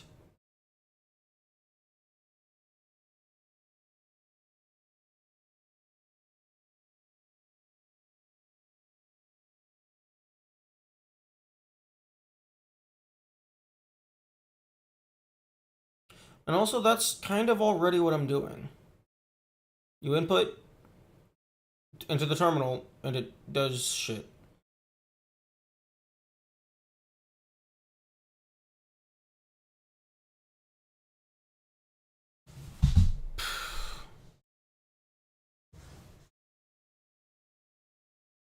Like, I've already fucking started and abandoned, quote unquote, like 4 or 5 different shits already. And it's just kind of disheartening. Because it's like you try so many different things, and then it turns out like you're not skilled enough for any of them at the moment. So you try something slightly easier, but it's still too much, and then easier, and still too much, and blah blah blah blah blah, ad infinitum.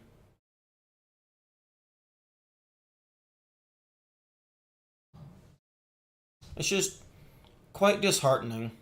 Because it's like, I know that I'm intelligent in like certain aspects, but like, there's just so much shit that I don't know how to do. Ads are now playing.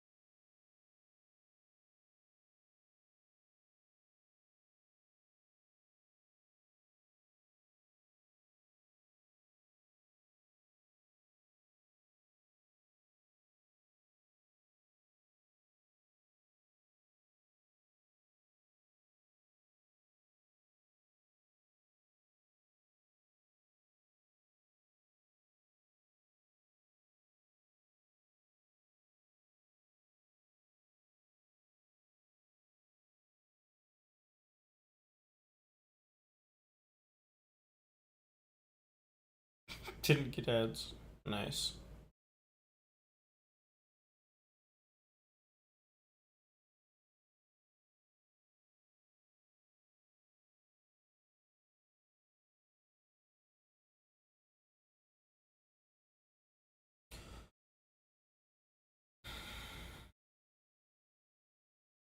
You know, time you have to give to one or the other. But I don't really have much time. Because, like, I'm either working, or I'm streaming, and then on, like, weekdays, I have, like, an hour to do anything.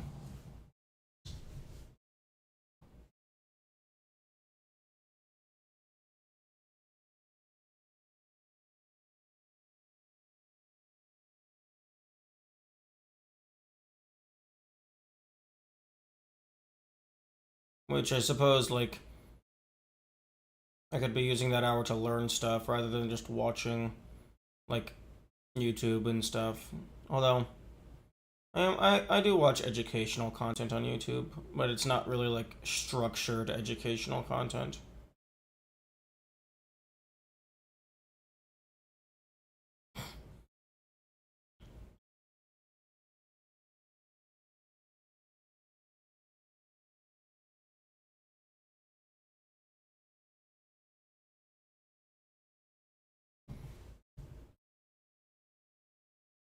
The microphone mesh being kind of metal is interesting.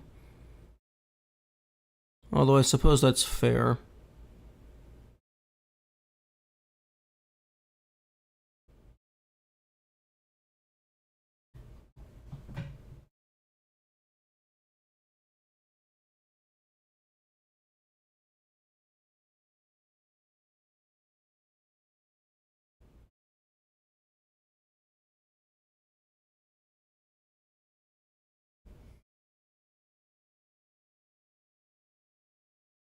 Can you program the simplest thing you can think of?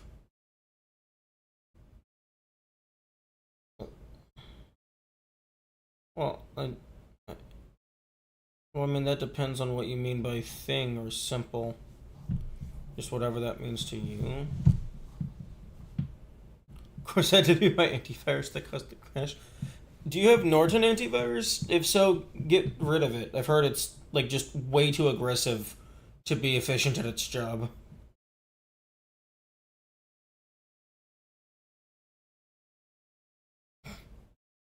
But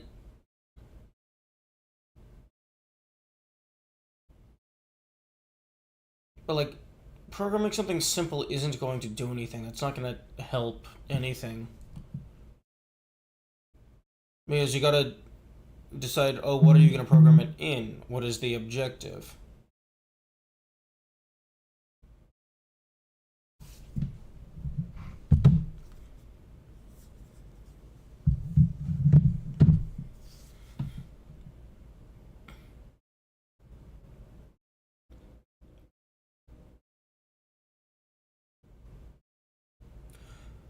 Like, legitimately, it's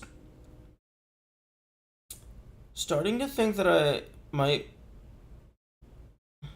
gives me a perspective on how you think. Yeah, I suppose that's fair. One idea that I haven't really tried because, like, I don't know. I guess I haven't really. One, I haven't really thought to try it all that much. But also, it's just like working on a team so that, like, one, there's more ideas flowing around, but two, not everything is on one person. Although, working on a team requires that you have other people that exist, and people are rare.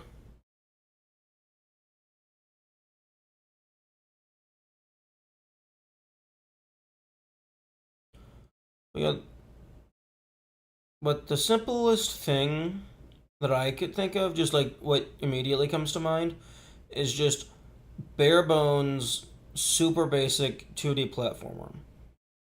Because that's just move left, move right, jump, and that's just applying force along vectors. That's super simple, as long as the game engine in question supports it natively.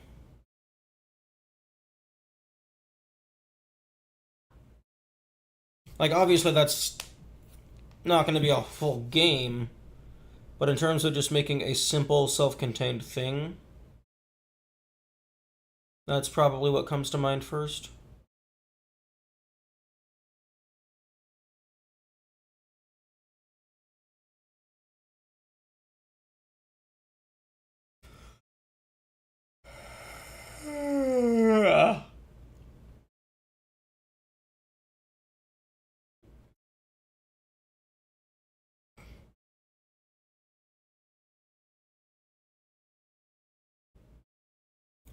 There also might be the psychological impact of, like, trying to code on stream, because then there's, like, the constant, like, subconscious pressure of, like, engaging with people. So you don't want to just be sitting there thinking for 5 minutes, not saying anything. So that's impeding on your brain's capacity to formulate ideas.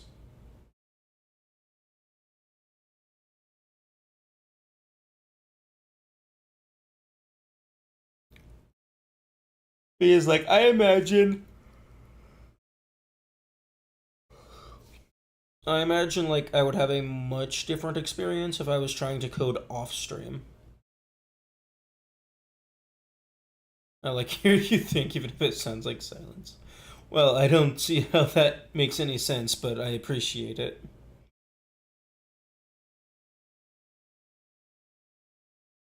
It's good to know. Like, if I had face cam, at least then you would have, like, the facial expressions of me working through the shit.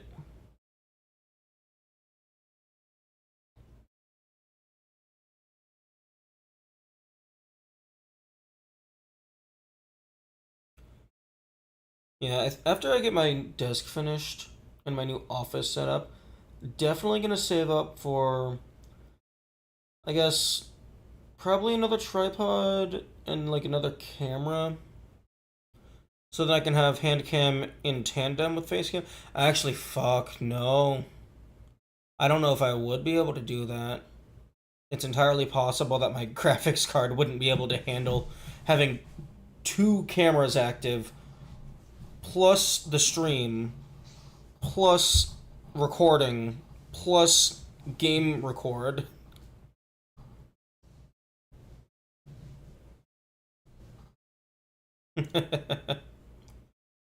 Oh my goodness. My GPU is gonna catch on fire. Definition of a thing as far as code goes. Seems to be based on structure of multiple things that work together. Yeah, I suppose that's fair.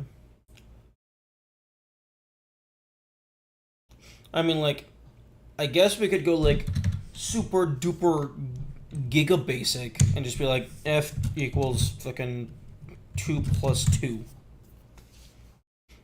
But like, I don't I don't consider that to be a thing. That's just an execution. That's something that is done. That's not really like a quote unquote product, for lack of a better term.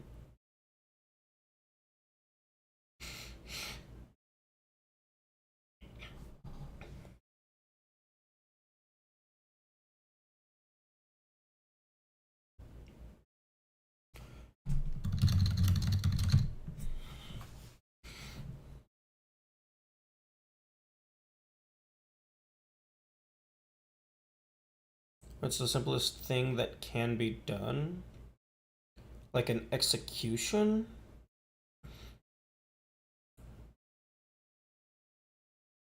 Setting a variable. Just fucking x equals whatever.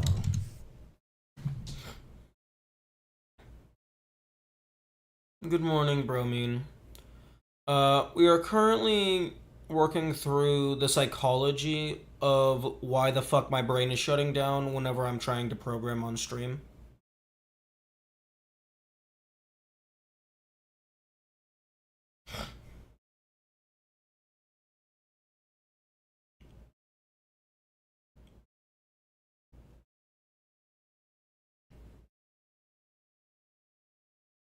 The what?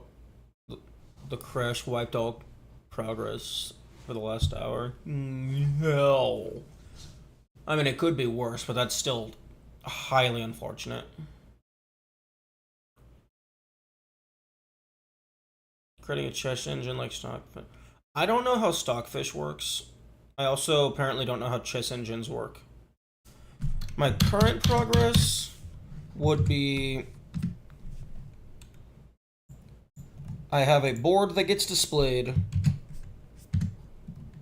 The player can move their piece to fucking anywhere. There's no legal move definitions.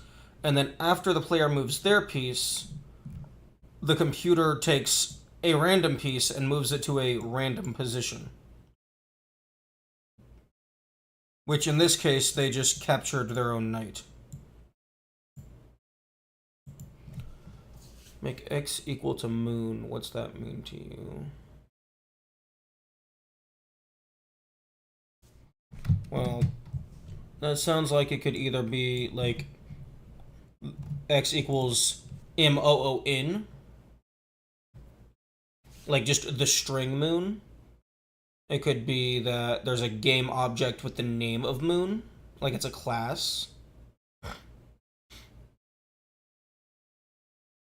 It could be potentially that you're associating the value of x with a three-dimensional model of something that represents a moon.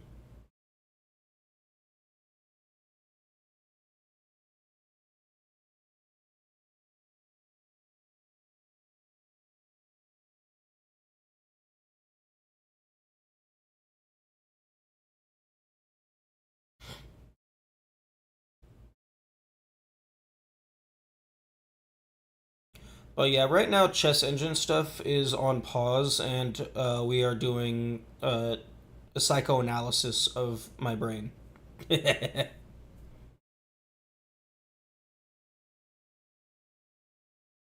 I'm giving death therapy practice.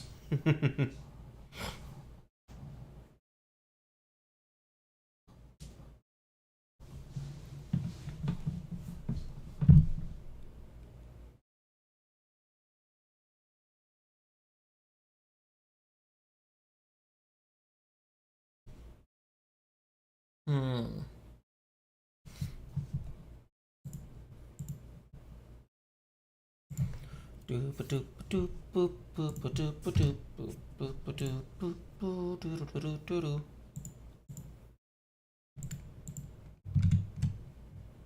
Hmm.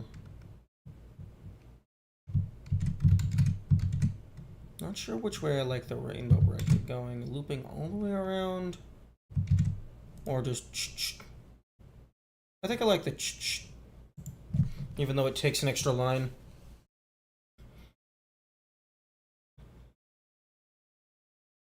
Maybe look into fins. I don't know what a fin is. Took away all movement, so nothing is allowed to change position. Simplest game you can think of.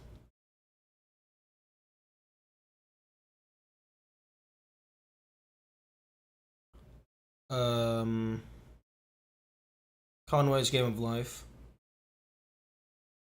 Technically, nothing is moving, but things are being made active or inactive based on the current world state.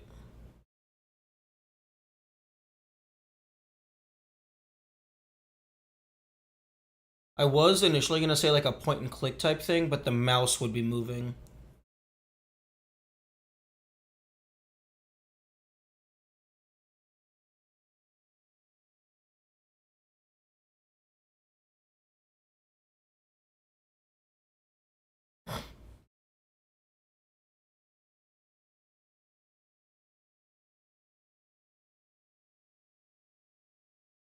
Although, depending on your definition of movement, like if you mean no transformations whatsoever, then that might also potentially have the argument that you're not allowed to change variables. In which case, I don't think you could have a game.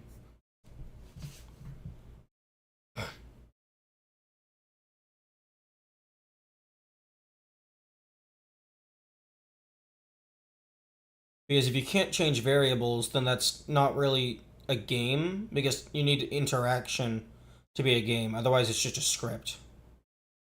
We'll exclude the mouse, because that's third party. Okay. In that case, I would say...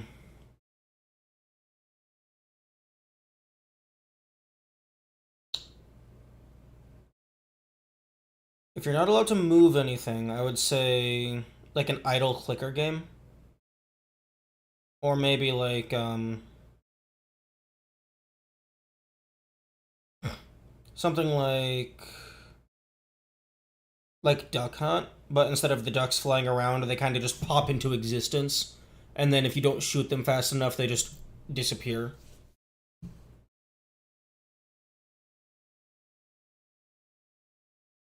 But then you also like have to define what you even mean by movement because like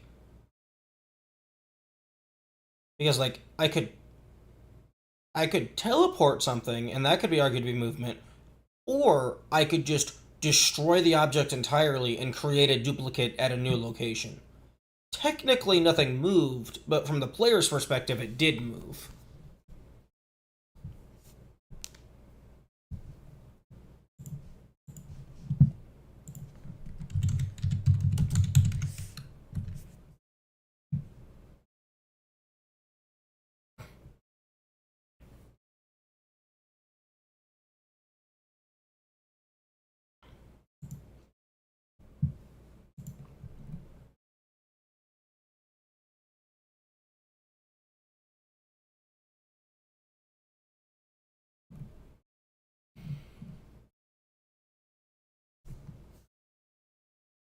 Anything that changes position on screen from the player. Okay, so like translation.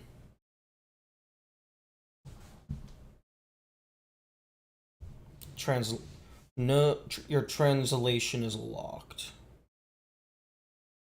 And when I say translation, I mean like geometric translation. Moving from one coordinate position to another.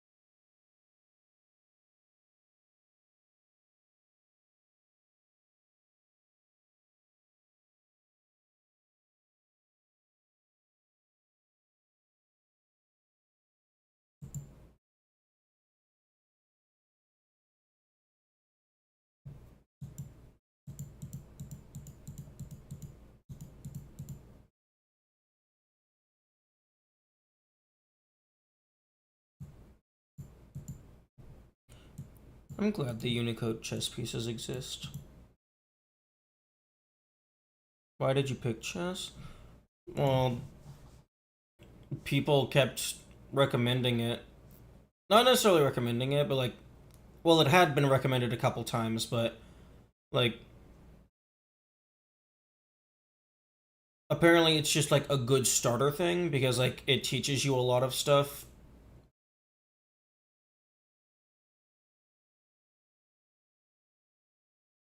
And I don't recall if anyone ever claimed it to be simple. So I'm not gonna say that.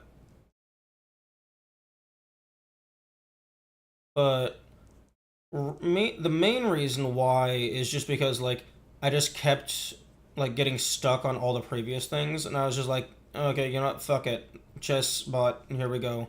That's something that people have been talking about.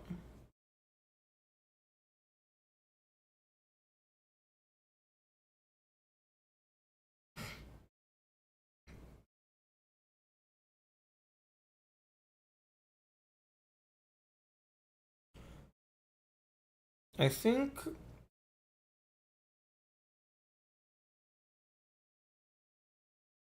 I think one thing that I'm starting to realize about myself is I learn a lot faster if I'm working alongside uh an educate an like a an educator format, whether that be like an actual person helping me through or like following along on a video guide. It also means making it requires you to learn a lot. Oh, yes. And I suppose if you are incapable of learning due to the situation or one reason or another, then that doesn't really help.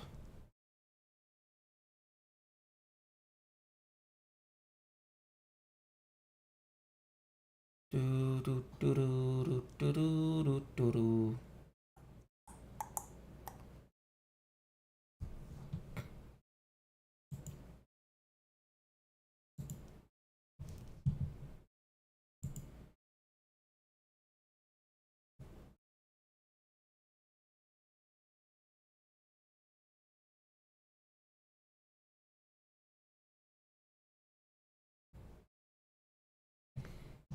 Incapable learning is to get frustrated when you don't already know how to approach the problem and unsure how to find out. Yes. That would track.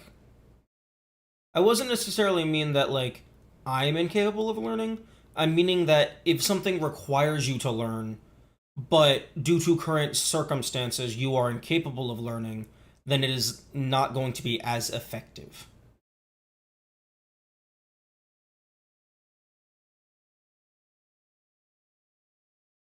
So like if it's harder for you to learn due to outside factors, it's harder for something to teach you.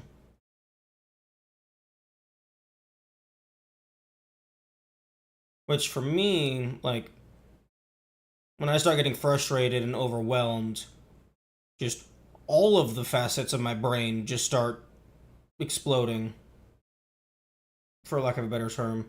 And so that's going to impede my ability to intake information, most likely.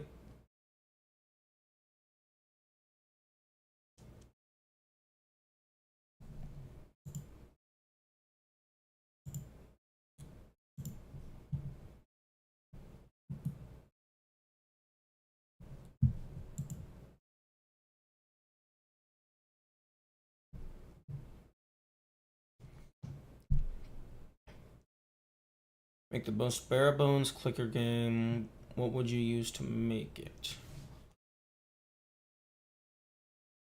I would probably use Godot because I already know how I would do that. Because you could just make a game. Because I already know how to make a game object detect a click. And then I could just throw in a text label and it just increments by 1 every time you click it.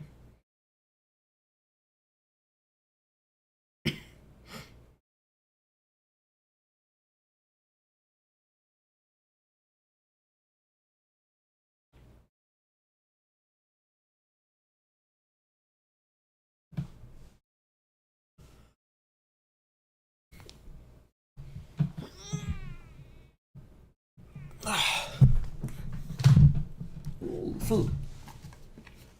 Way too many garlic cloves. Definitely learning my lesson on that one.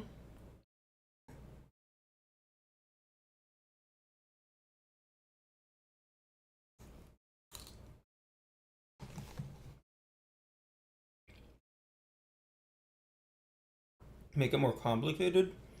Possibly add a shop so you can spend your points to buy passive upgrades.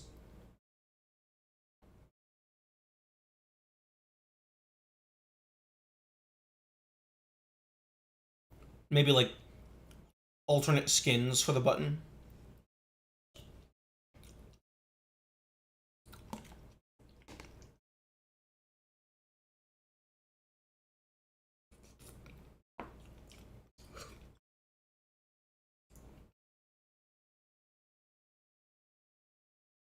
Although I would probably be following like a template very similar to Cookie Clicker because that's like really popular and really fun.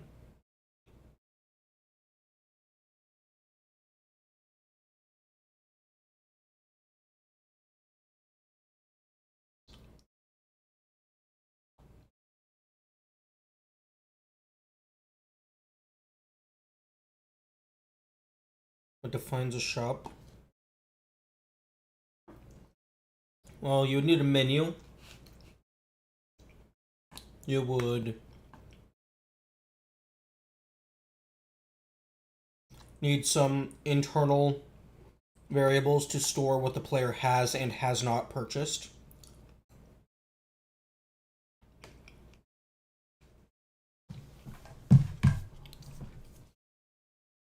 You would need prices associated with every single purchasable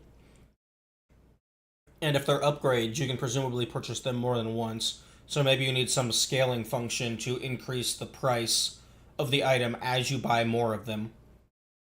Potentially linear, potentially exponential, potentially something else.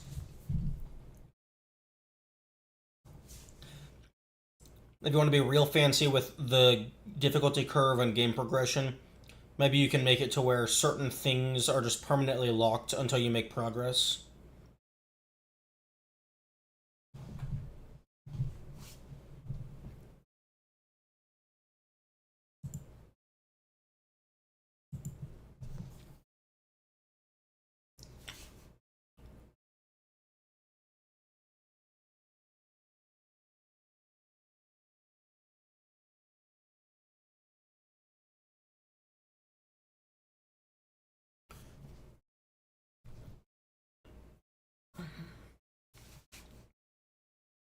It is Tuesday.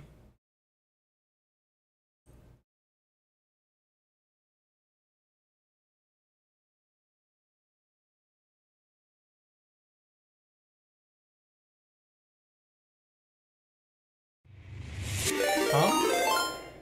Oh fuck! Good morning, dwarf. That's a lot of people. That's 33 of them even.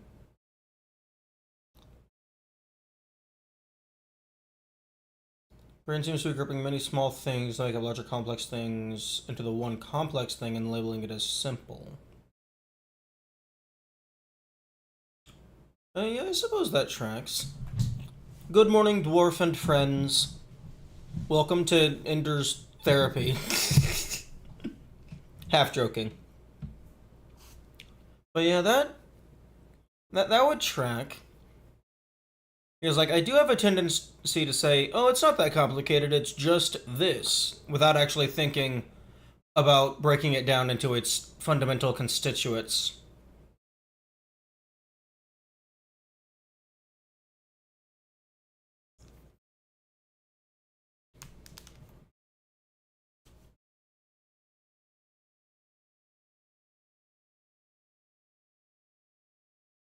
Oh, and my fucking raid automatic thing worked. Chat commands. Raid notification. On raid! It worked! Yeah, for a moment I thought that was just an automatic Twitch thing, but no, that's my command. Unless one is having depressive episodes, in which case it makes simple tasks sound like 100 tasks.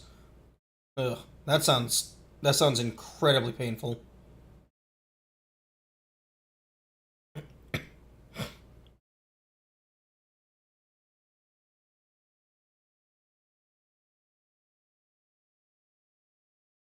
Were you having fun with Balatro?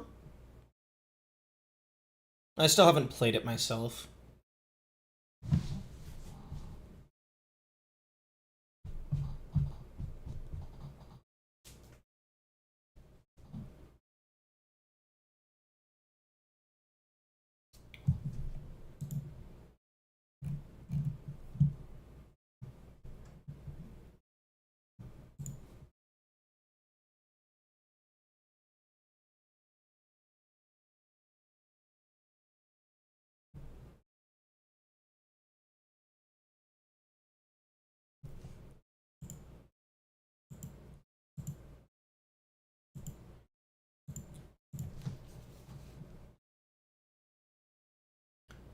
A lot of people that go through the depressive episode will consider like each movement needed to get out of to get a task, stand up, get out bread, get out.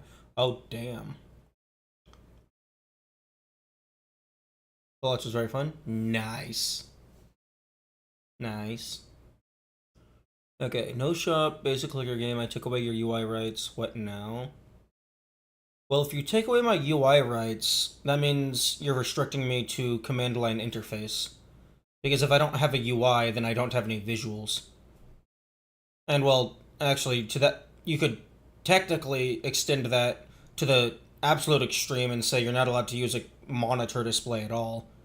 In which case, it would be an entirely auditory based game. So you would have your keyboard for determining your various inputs, and then you would probably have like headphones or speakers to give you the feedback. But then at that point, that's not really a clicker game. It could still be an idle game, but if you don't have a mouse, you can't really click anything.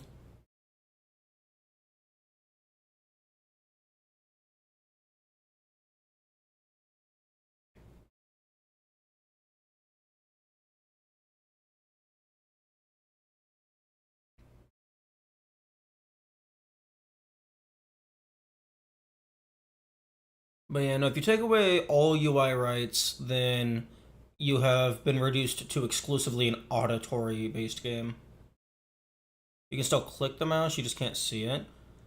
Yes, but if you don't have a monitor, then I'm alert and get ready for bed. Okay. Have a good night. If you don't have a UI, if you don't have a monitor, like I'm pretty sure if you turn your monitor off, your mouse position no longer exists. Like everything is still being calculated on the back end, but I don't know if your mouse exists physically. Because I know that sometimes whenever I turn my monitors off, like the displays get all squished and squashed. So like the position coordinates are getting messed with.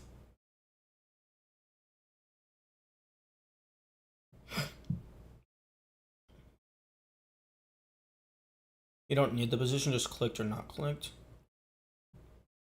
Yeah, I suppose that's true. You can click without clicking on something.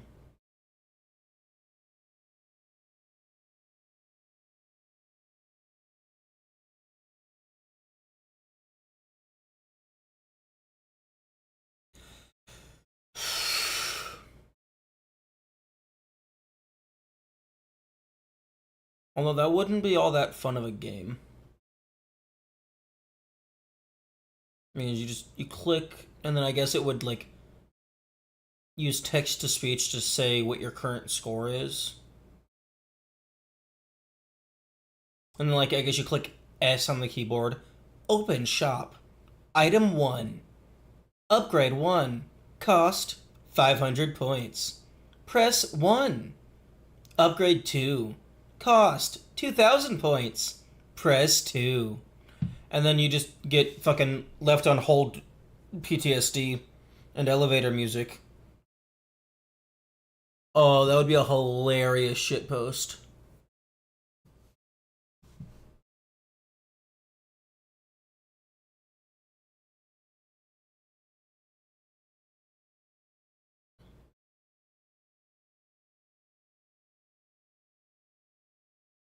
Give you access to directional audio? Well, if we have access to directional audio, then we effectively have three-dimensional space. Because you don't have to see to be able to navigate an environment. Case in point, we just have actual blind people in real life. Which I had the idea of a game for a while where like the idea is there is no UI and you're using surround sound to navigate the world. Although I'm not sure how you would do that. Like I guess you could give the player like a little clicker button and then based on how close a wall is around you, it like echoes louder or quieter.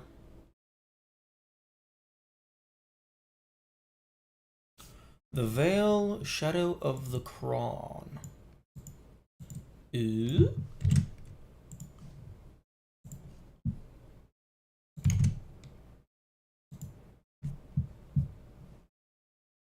Feel your enemy's breath.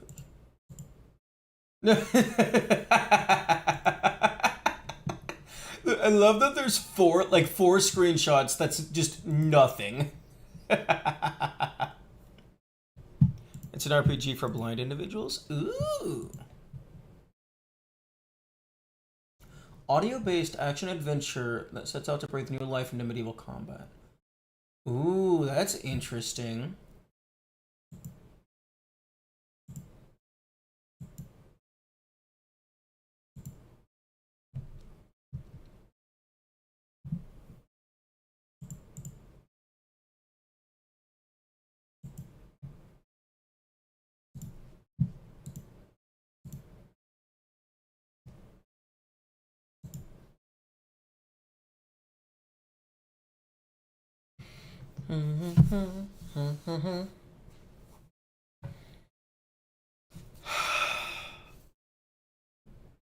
Love the game, aside from being very accessible, it's an excellent example of how you can do a lot with a little.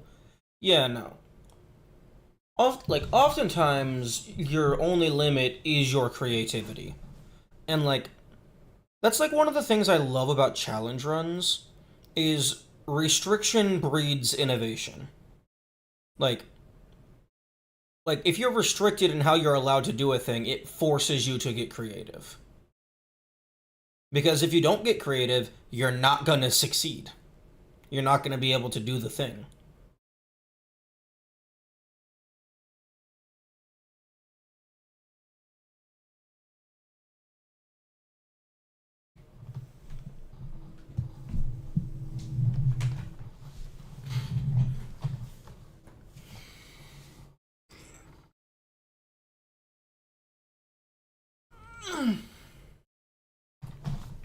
Not gonna lie, I have no clue where we're going with this experiment.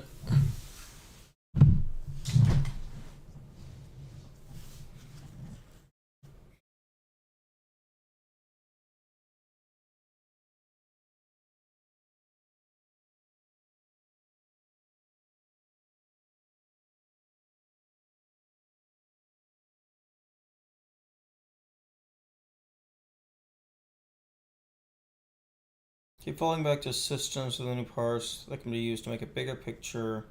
Maybe for you to learn better, it would be more beneficial to restrict yourself to approaching a simple, complex in interesting ways. What do you mean by that? Like,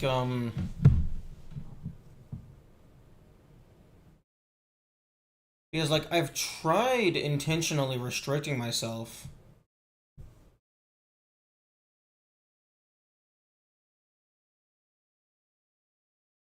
But I guess maybe I'm just not restricting myself enough.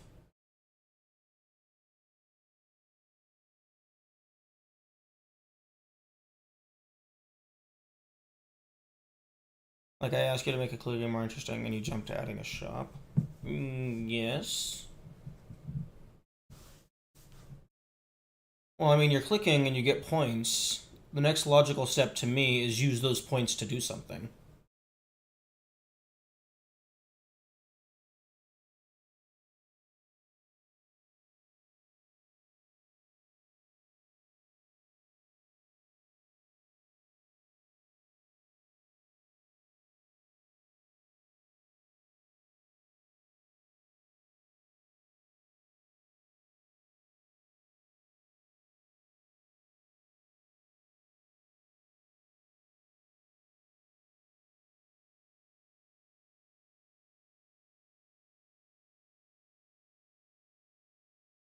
That's a separate entity, something new you have to work with. So rather than adding new entities, what would you do if limited to what you already have?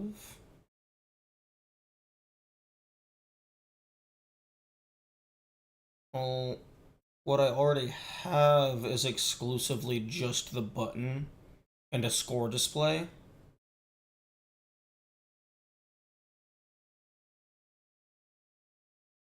I guess.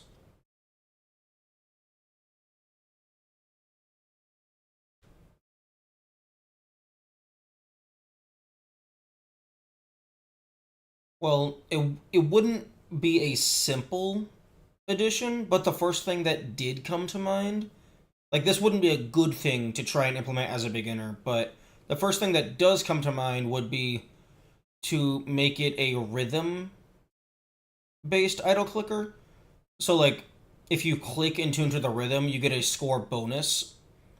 So it would be more beneficial to actively click in time rather than to just spam click.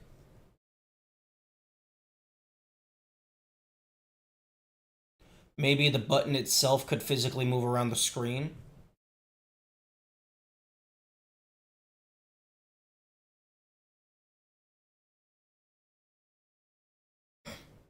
But then at that point, I think you're turning into just that one other game, one other rhythm game, where you're like tracking the circle moving around. I forget what it's called.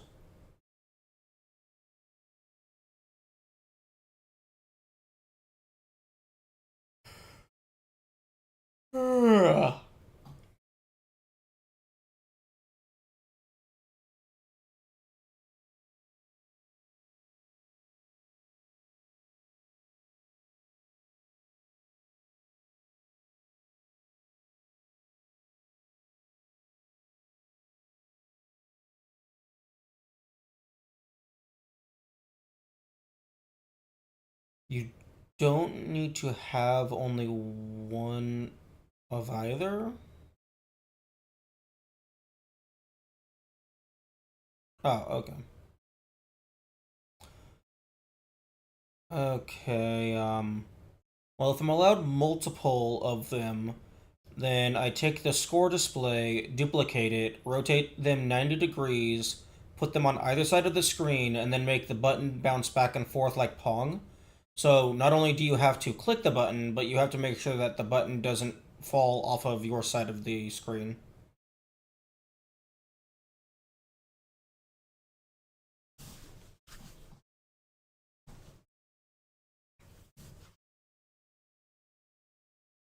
So this your score display is your little Pong bar.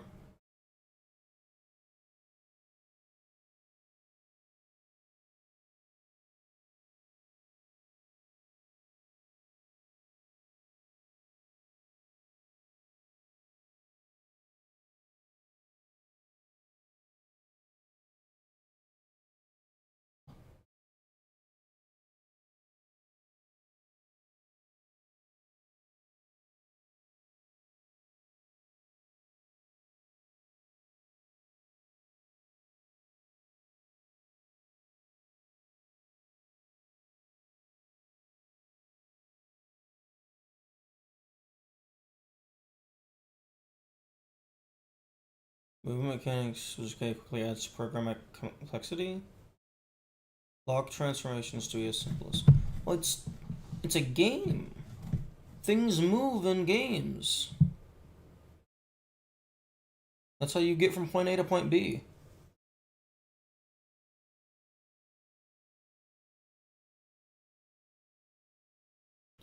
Like, I'm very used to playing dynamic games with, like, a direct player character. So that's potentially where that instinct is coming from.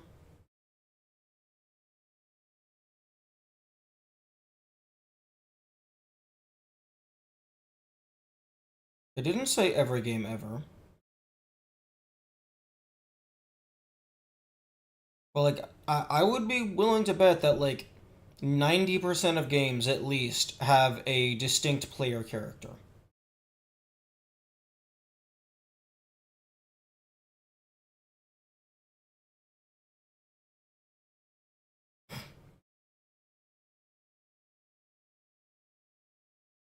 Although I suppose having a player character doesn't implicitly mean things move.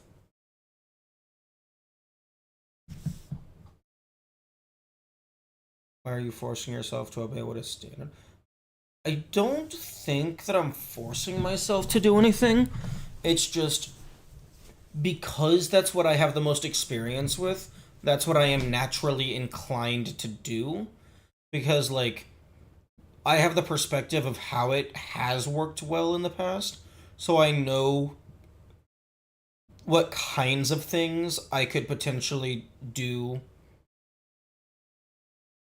to make it, like, reflect those fun ideals.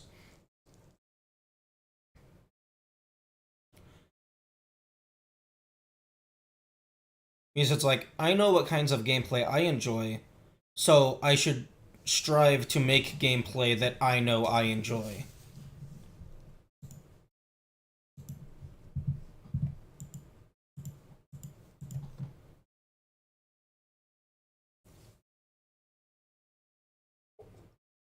Well, not necessarily strive, just a subconscious inclination to do things that you are already familiar with. Because strive implies an active choice.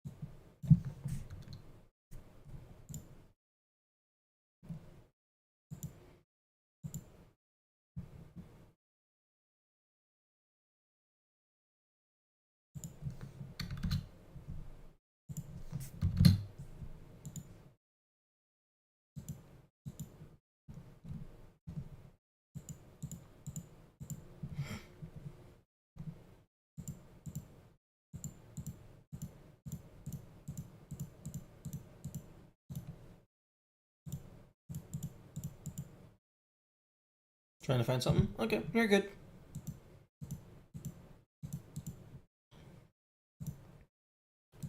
Okay, I don't think I need this anymore.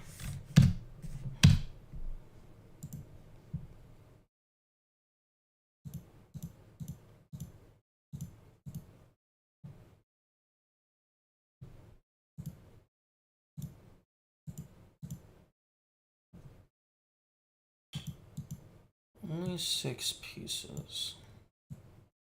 And yet, the game is infinitely complex. Whoever designed chess was a pretty smart fella. I mean, I'm sure the rules have adapted over time. I imagine chess was originally built as like like a war game type thing.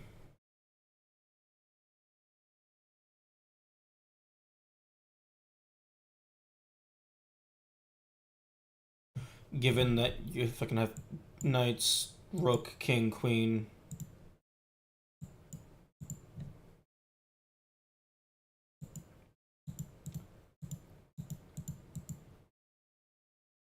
Pawn. Very, very medieval military-esque.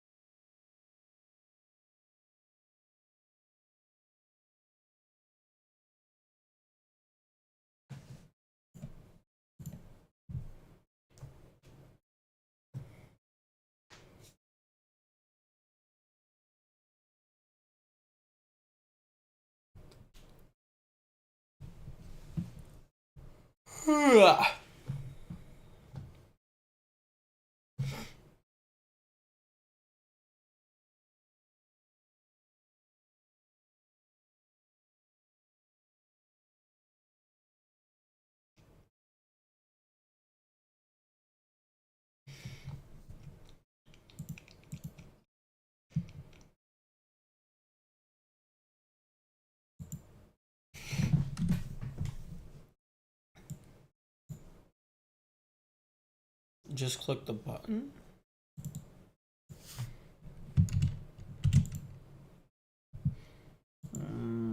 What are you?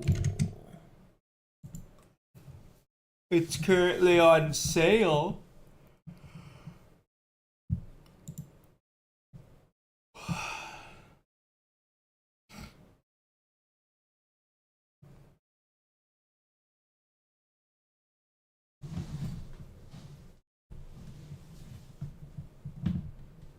Although it's $3 by default, so the sale isn't all that super relevant.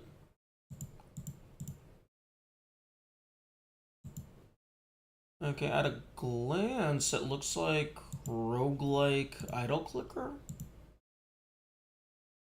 That's what your path from moving the button reminded me of.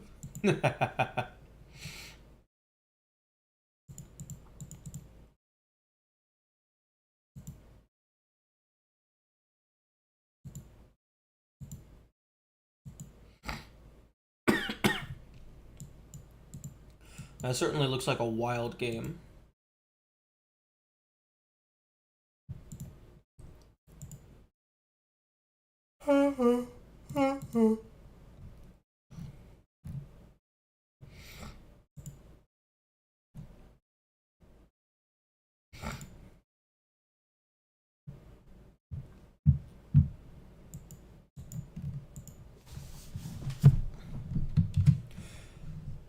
What? Oh, for fuck's sake. Why are you...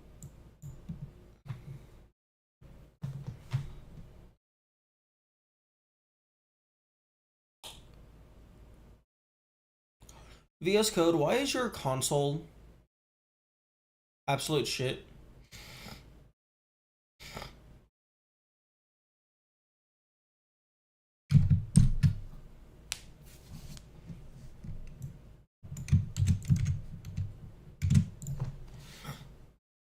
Call it a simple one. Well, no, it's absolutely not simple. It has so much shit going on. But like, that's kind of the point of like roguelikes like that. It's a bunch of individual simple pieces that come together to form a bunch of complexity, like similar to chess. Like chess isn't that complicated. It's just 6 pieces with preset moves with a couple fancy exceptions. A game is not some preset of things we do or do not need to do. Rather, the cycle of improving upon an idea or.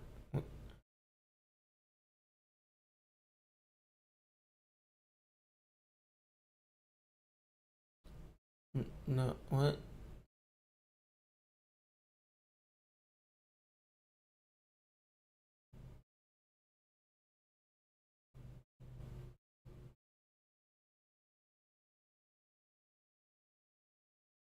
No. What would you make that makes sense to you within what you can do?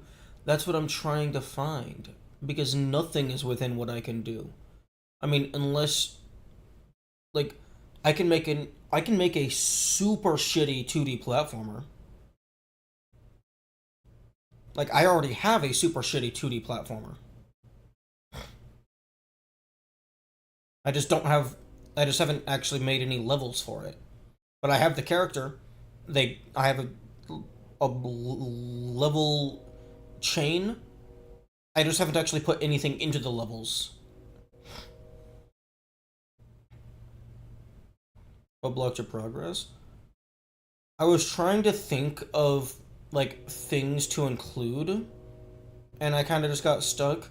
And then when I was trying to actually make levels, I just had I just had nothing. Here, let me go ahead and pull that up.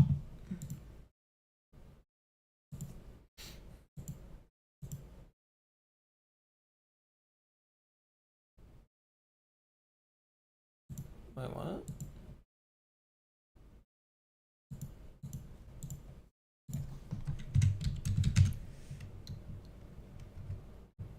Oh, you gotta be fucking kidding me. The free game deletion script removed Godot from my Steam library.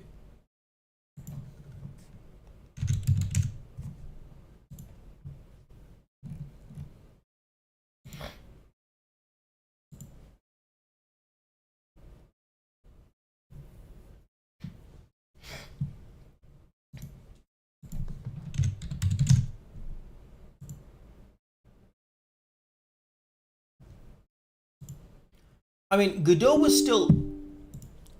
Interestingly, Godot was still installed. It just wasn't connected to my account anymore.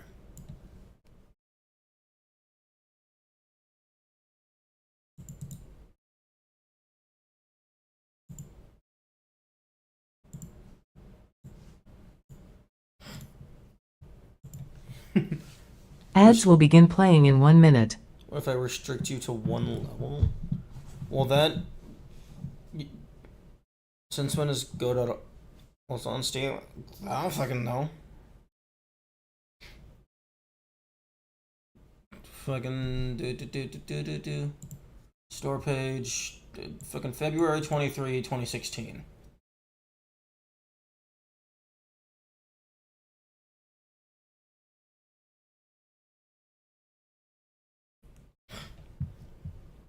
But like restricting to one level, that depends on how you define level. Because like if you only have one game scene,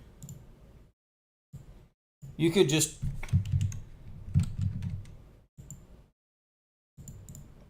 take all this shit and then just fucking duplicate it, move it over, duplicate it, move it over.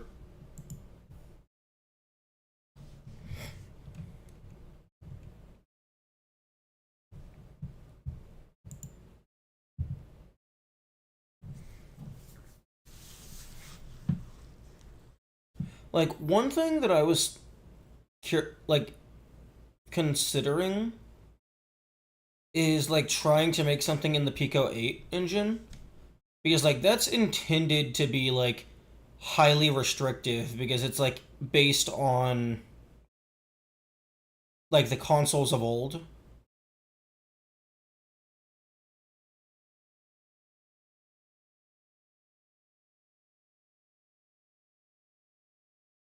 Because like then you have like limited file size for the whole thing. Ads are now playing.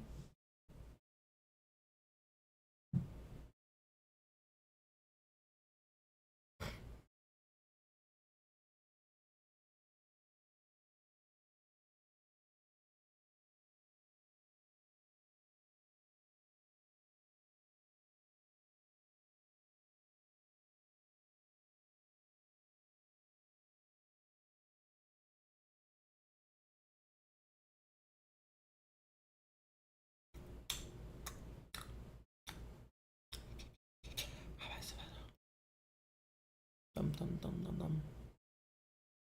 The ads are playing.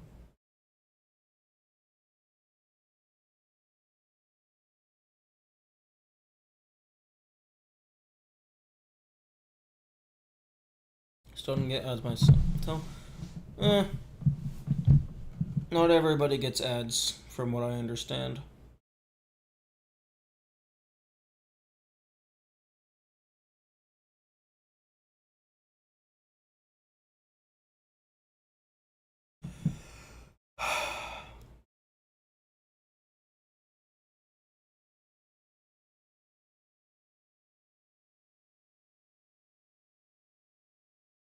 Not sure what happened this time. I mean, I wouldn't complain.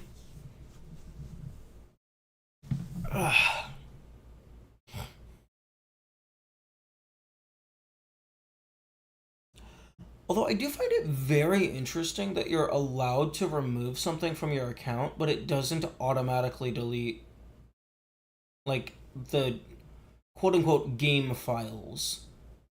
I wonder if that's specifically because it was free.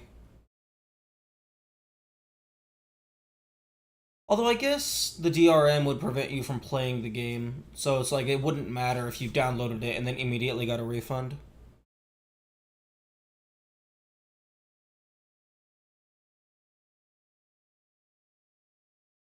They stole the pennies I was giving you. You know what? That's fair. Do you have like Twitch Prime or something? Oh wait, no, you said you usually get ads.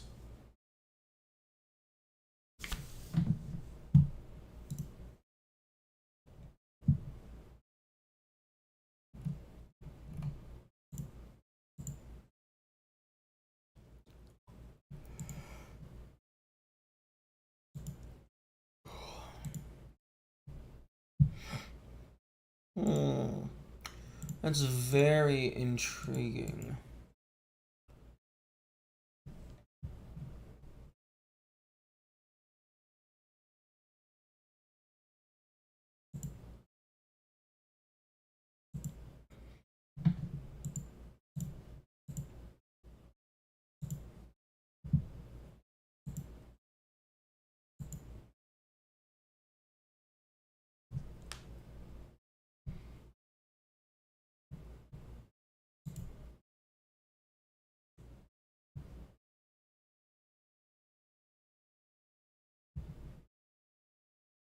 I do find it very interesting that you're allowed to disable ad-free viewing for subscribers. Which that kind of a dick move, to be honest.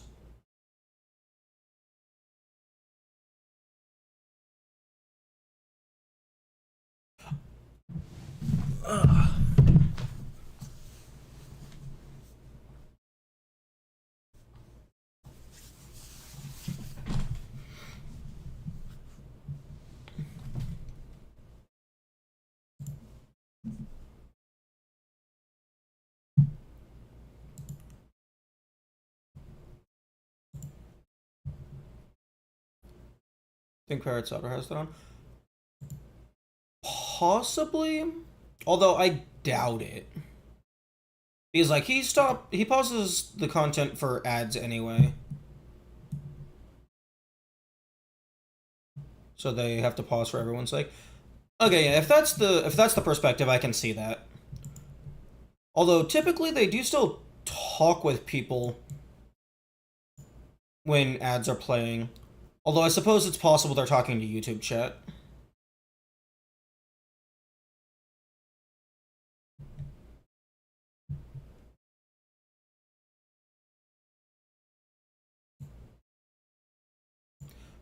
Yeah, okay, yeah. I can see that perspective.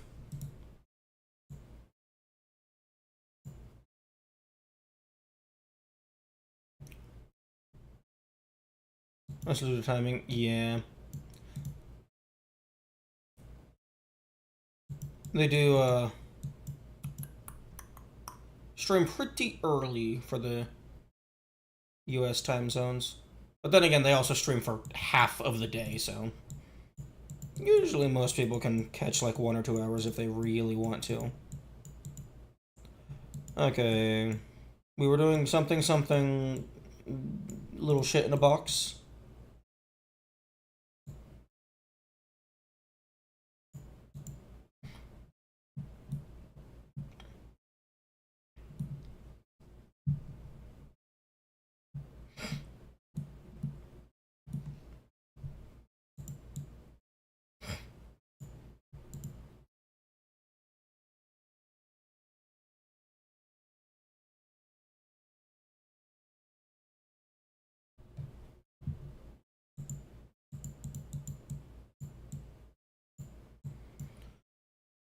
Try and think of a way to make it interesting without changing the box too much.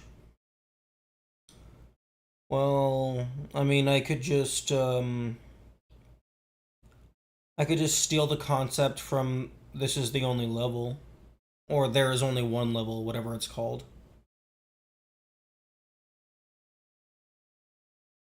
Where you just you just design one level, and then for each subsequent iteration, you just tweak it slightly.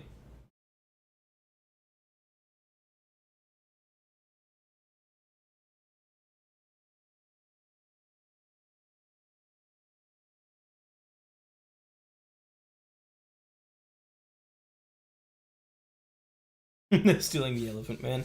I will steal all of the elephants.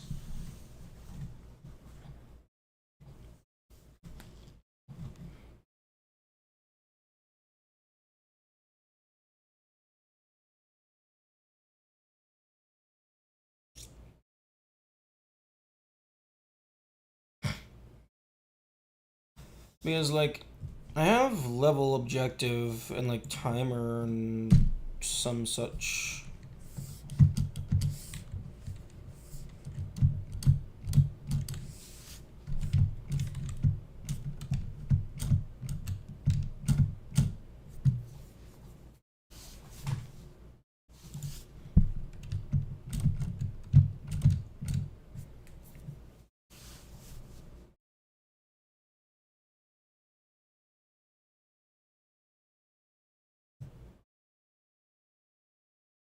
Infinite floor, no obstacles till it. What?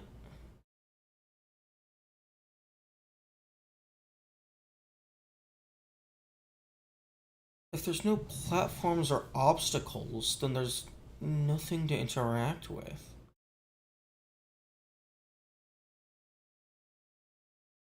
Because, like, games are about overcoming obstacles.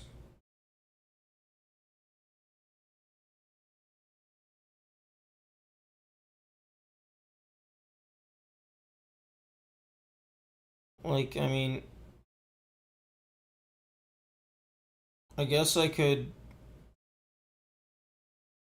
make it to where, like, the player's holding right to run, and then as soon as they let go of the button, a text box pops up that says, "Congratulations, you wasted X seconds of your life."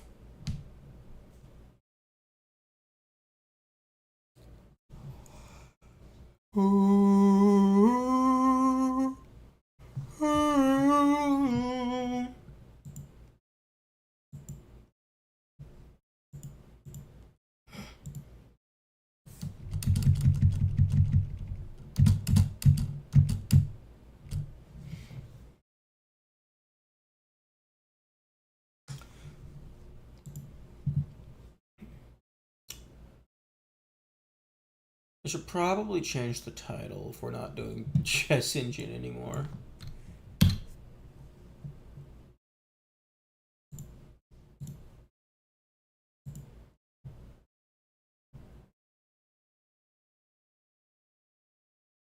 Quap? Quap is horrifying.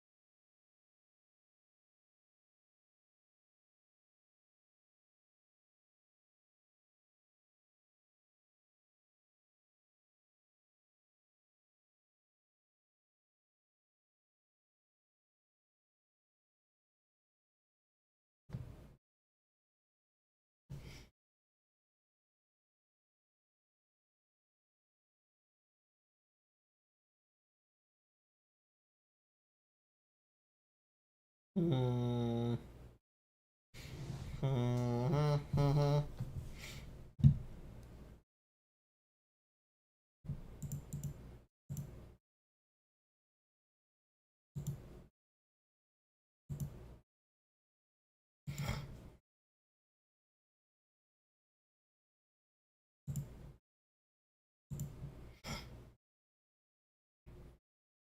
I want to hear what you would do. Well, I mean, if we have a character that's just on an infinite plane,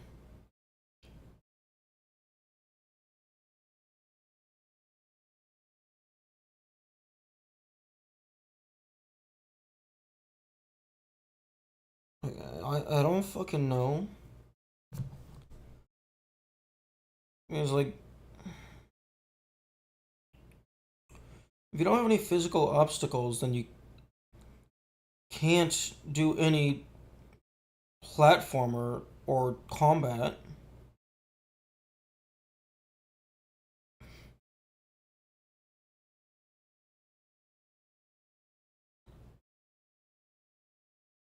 You can't really interact with how the player moves from an external.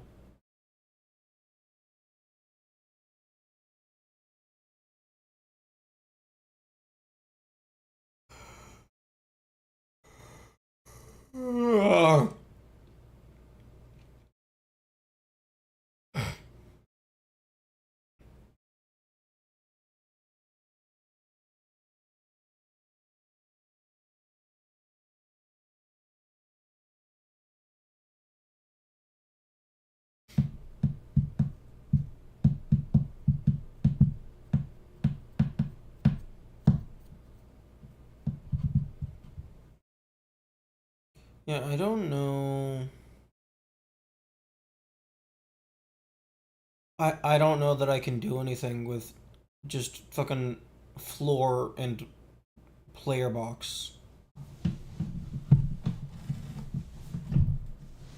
Because fucking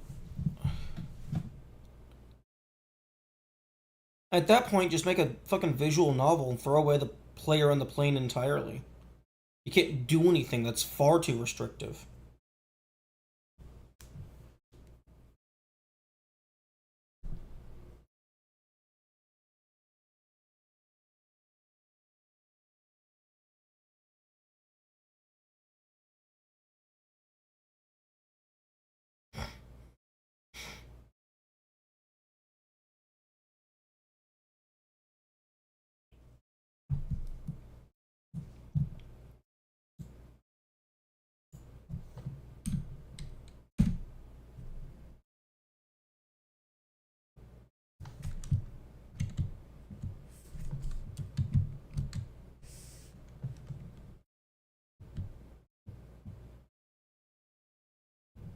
What distance you travel? It doesn't matter how they change.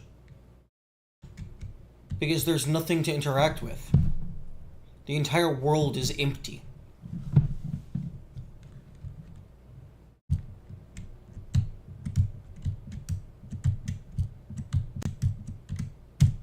It doesn't matter if you let the player fly. It doesn't matter if you let the player burrow. If there's nothing to interact with, there's no reason to keep going. Like, there is no objective.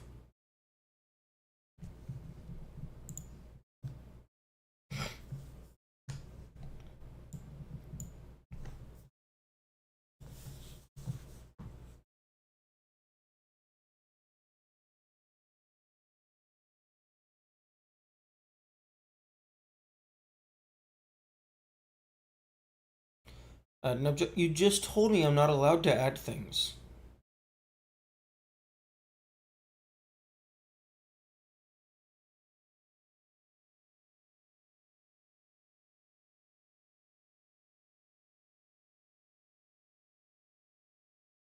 Even reaching the end, there is no end. It's an infinite plane. By definition, it has no end. You can't add objects. You know, everything is an object. Literally everything is an object. Unless you want to hard code all of this shit and not have it be physically present in the world. But like, concepts are objects.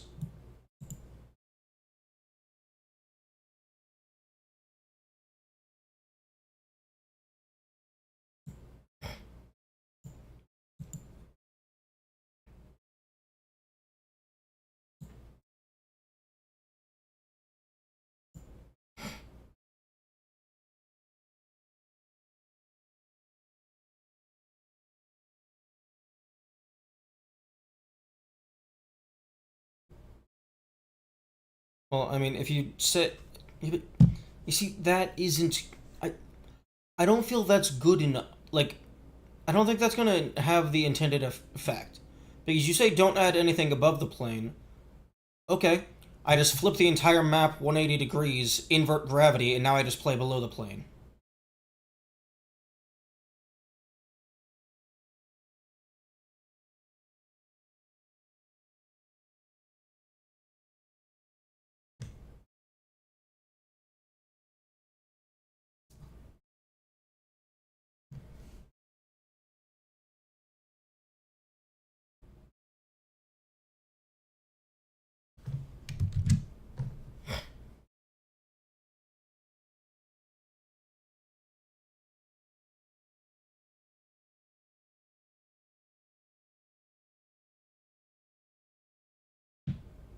Flip gravity. No. I'm not saying flip gravity and fly. You said I can't add things above the plane. So, I'm putting the player below the plane and inverting gravity, so now I am just standing on the quote unquote ceiling. So now the entire map is below the plane, so I'm allowed to place things below the plane. That's what I was meaning.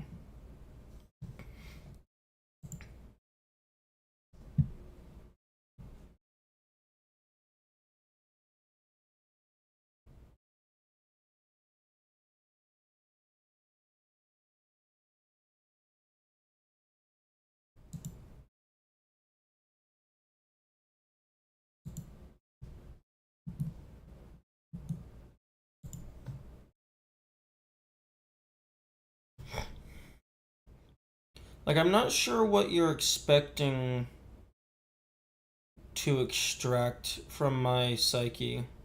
Like, which ideas.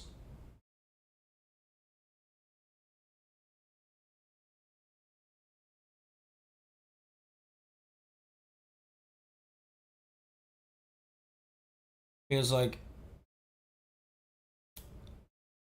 I'm just. I'm not seeing how you can make this interesting. I mean, I guess there's interactive buddy type thing. I'm just seeing how you respond to things. Oh, okay. That's fair. Like, I guess you could do interactive buddy, but then you have the UI, which would be an object.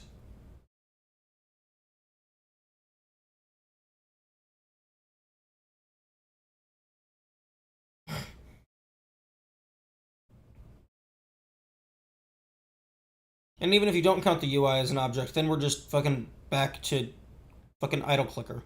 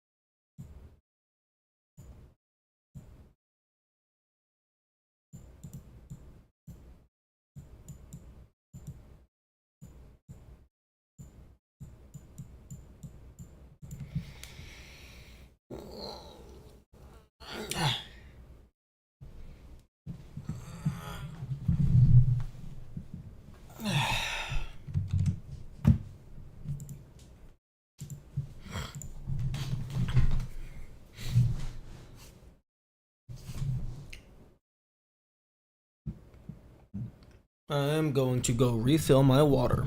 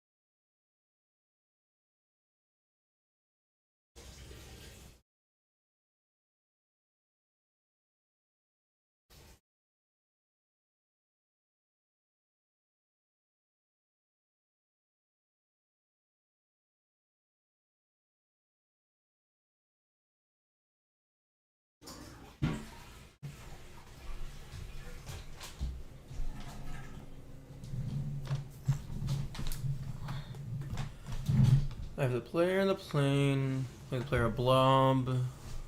Further you go, the more the player's moves change. Legs stay fly, change colors. Move in and out of the background. Your only goal is to understand. Yeah, but there is no end.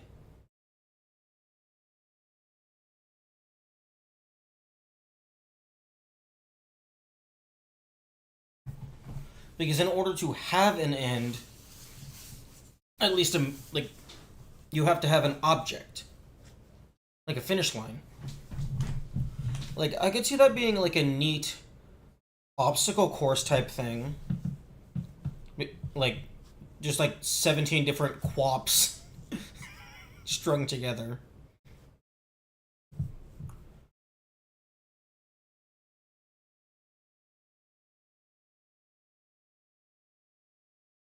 I just end the plane. That's the end. That's a boring end, but I suppose that is fair.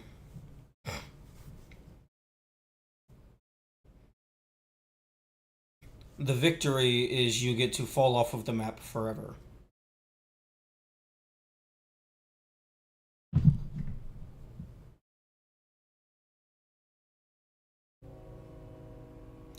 Like, yeah, that description, I can see that.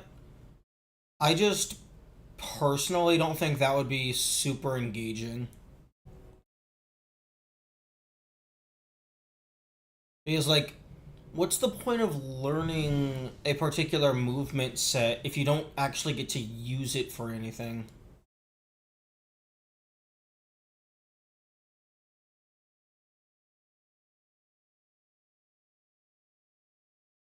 You can't have a new plane. By your own rules, you can't add anything.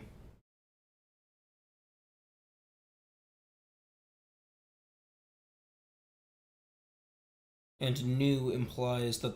I mean, I guess you could just move and rotate the original plane.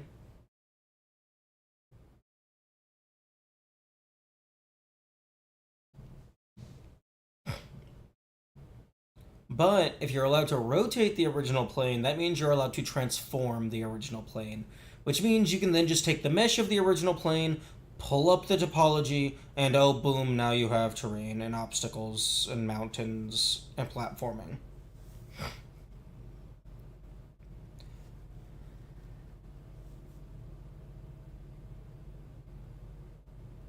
Although I suppose there is a difference between rotation and deformation.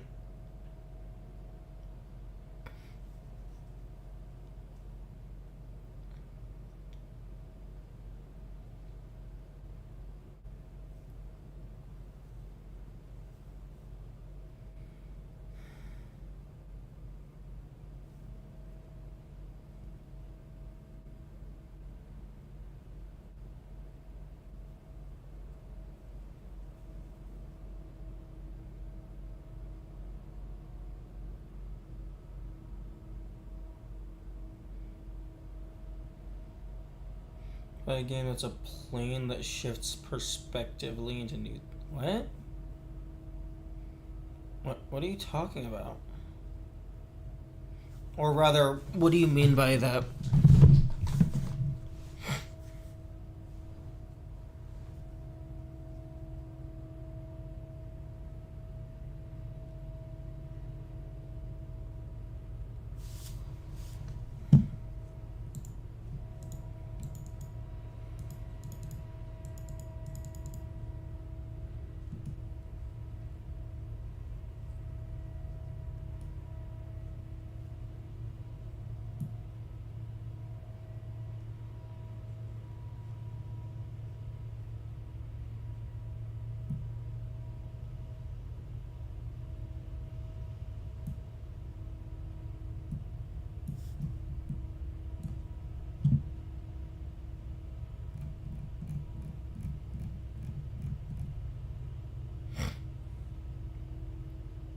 Use the topology of your plane as your level, so that by that logic, the game would now be moving in and out of the plane's topology for your obstacles.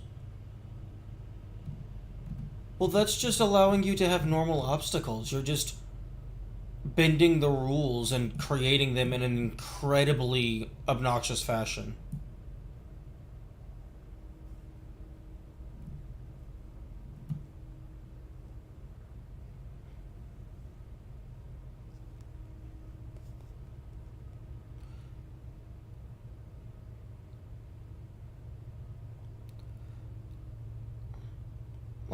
Like what I'm imagining is like,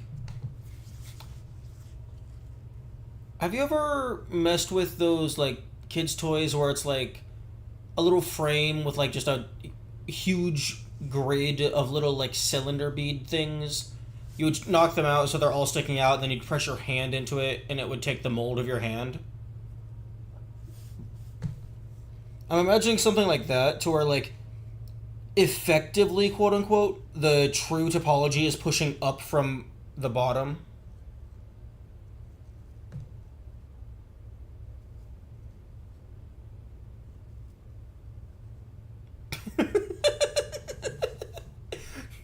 Benteki, you cannot reset the config of the stream.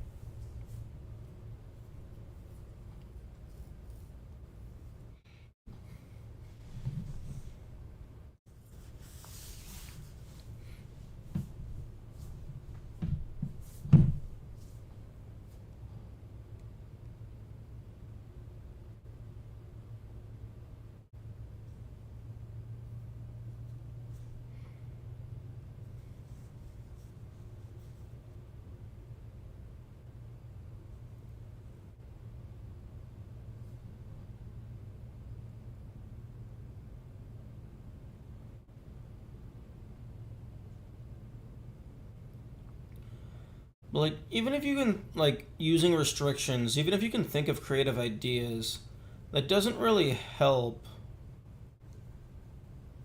that, like, if you can't programmatically execute it. Slowly accumulating more bad ideas. Nice. I need to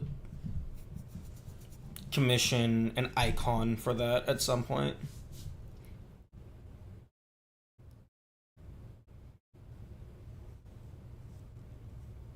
Pseudo remote manipulate, and then like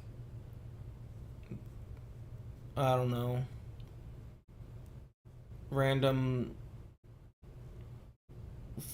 forensics.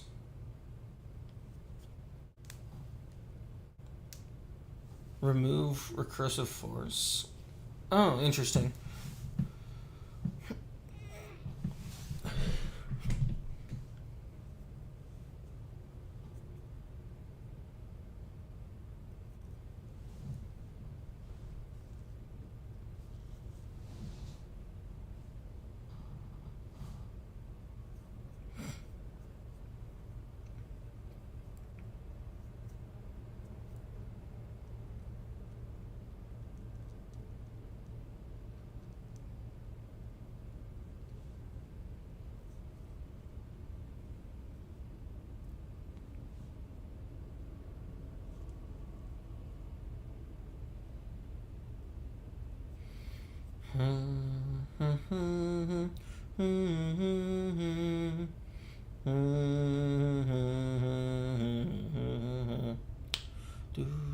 I really wish that Twitch would let me have indefinite user colors.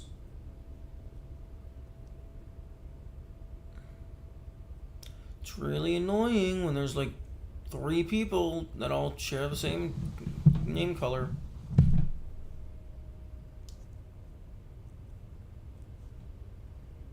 It also doesn't help that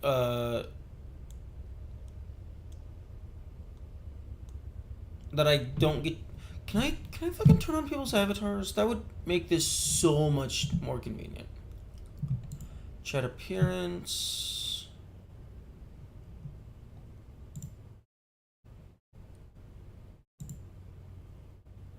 Rateable colors. No. Yeah. Oh no, I know. I'm not. I know you're not telling me to make this thing. Shut up, phone.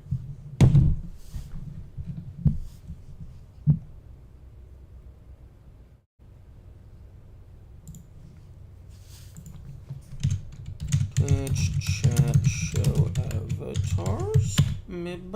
You can get creative with simple concepts. You do have a game here. You should consider what you'd be able to do. That sounds fun.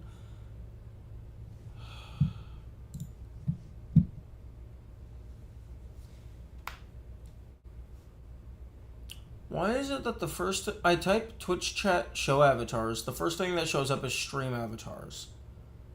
That is fuck you. That is not what I want. Stream avatars is cool, but that is not what I'm asking for.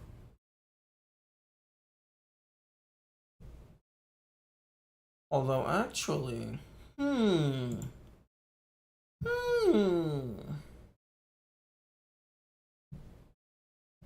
maybe I should mess with that. That could be fun.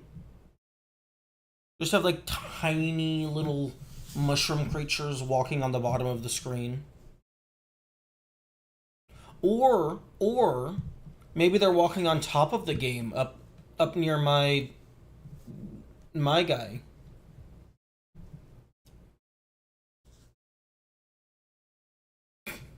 Just imagine they occasionally just trip and then fall out of frame. Make that your game. I'm as interesting as it would be. I'm not turning this stream into an interactive game.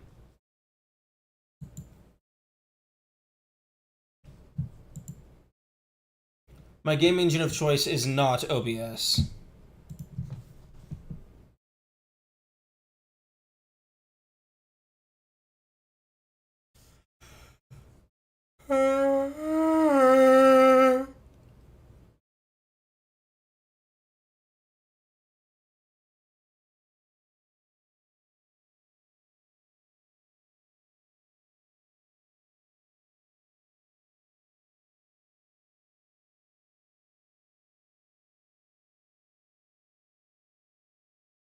Zyteo and Dunkerslam? I don't know what those are.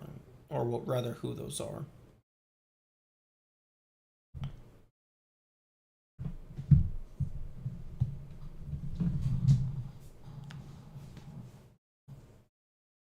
A full screen overlay that OBS just. Ah. You know what? Fair. That's fair.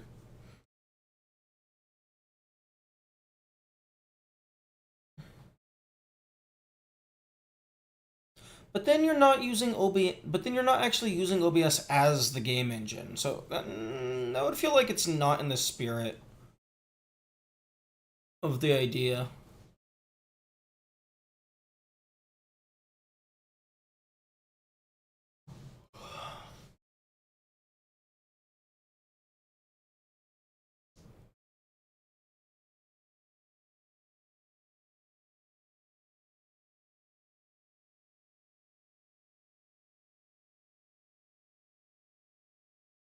Although trying to actually use OBS as the game engine would be horribly cursed because OBS is fucking garbage. And did it imply you should use OBS? When I was talking about the stream avatars thing, you said maybe you could make that your game. I thought you were meaning like having interactive things for chat to mess with. But yeah, no, OBS is fucking held together by duct tape, shoestrings, and half-baked spaghetti. Like, fun fact for those not familiar with OBS, you have your primary scenes, which is just everything that's visible, and then you have sources, which is the individual things within the scene. You are not allowed to have anything share a name. It doesn't matter if you have two sources that are in entirely separate scenes that are not associated with each other in the slightest. Nothing is allowed to share a name. Like, I don't even know if you're allowed to have a filter that shares a name with a source. I have not tested that. But yeah, no, for whatever reason, OBS is stupid and does not have internal unique identifiers. I mean, that your little mushroom guys are the game that you in chat can engage with.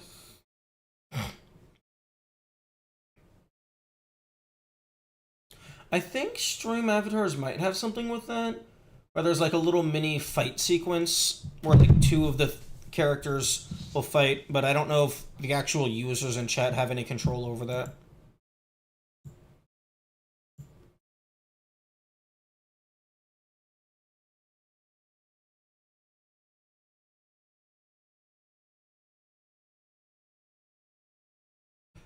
You could potentially do something to where like you get like someone's account in chat and then checking for their messages constantly. And then like if they send certain messages, it gives inputs to the character so that they could just directly control them. And then maybe if you send an input message, it immediately deletes it so that the messages still get received as input, but they're not flooding the chat.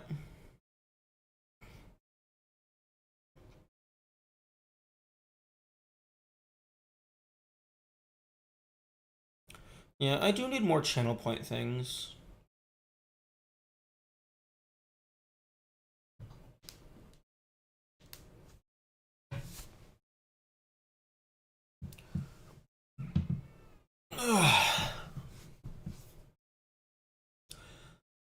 One thing that's really annoying is Twitch does not currently allow streamers to just directly manipulate people's channel points.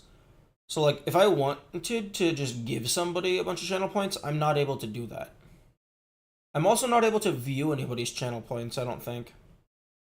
So like there's not really any way of knowing like who currently has the most channel points, which I feel like that's a pretty big oversight. I feel like that should be like a leaderboard type thing.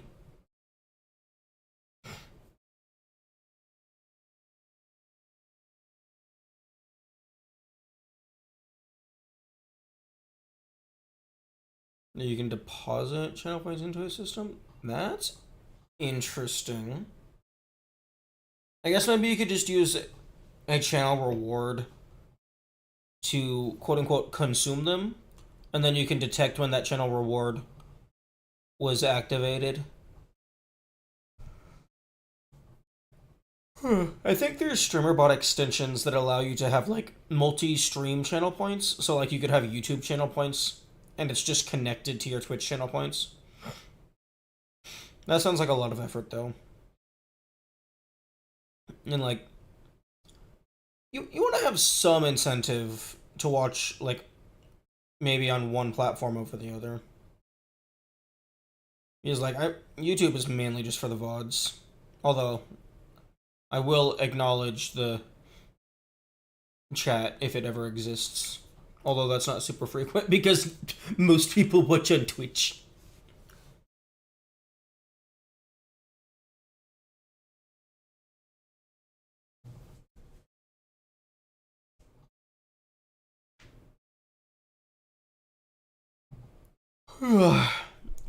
And like case in point, the YouTube chat is almost always empty. Although if Twitch would stop being a little shit, I would just merge the chat and then Twitch chat would have the entire full screen and we wouldn't have half of the message space be empty constantly.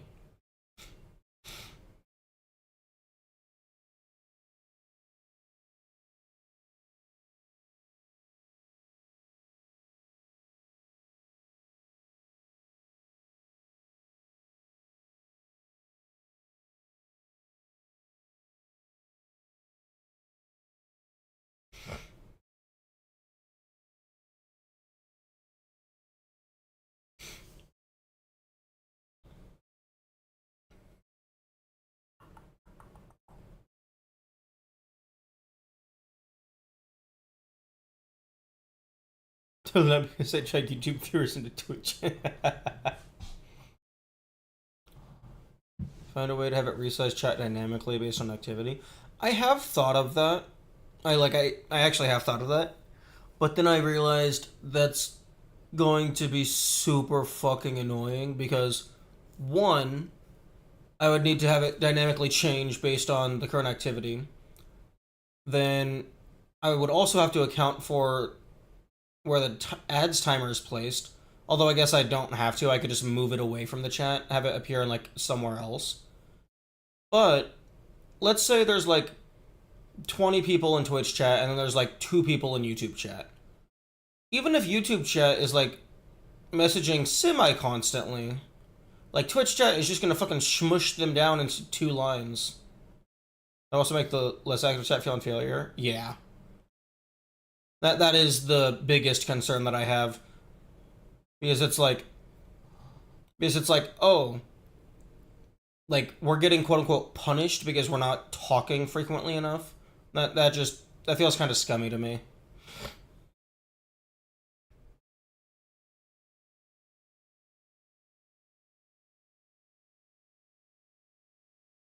Like I guess I could potentially do like a half dynamic thing to where like YouTube chat is compressed until someone starts talking and then it expands to take up half of the space. But then like if someone gets in here, they see, oh, YouTube chat is super small, they must not care about us because they don't know that it's going to expand. Give the punish chat occasional boons to punch back at the active chat, make it a funny fight thing. Yeah, it would be like an anime power beam struggle, but again, that would still incentivize people to be talking for the sake of talking.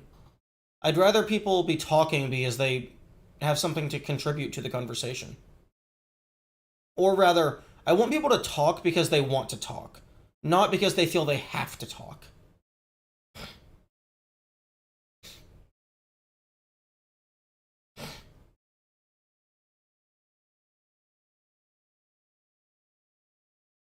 Talking for the sake of talking is engagement. Yes, but I don't want to. I don't want to engagement farm. That's super scummy.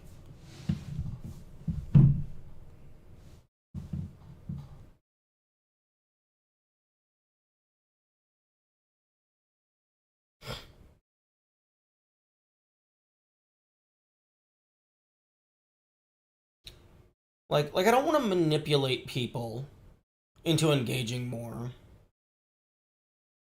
Balance it, letting lurkers accumulate more attack than active chatters.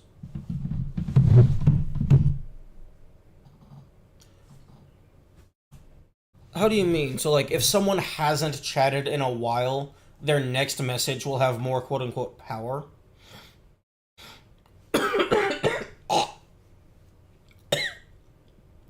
I'm choking on my throat.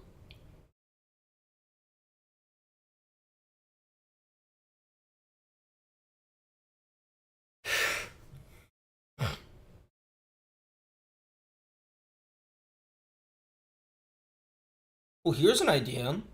If I wanted to be, like, the biggest dickbag on the planet, make it to where, like, whichever chat is donating more money, their side is bigger.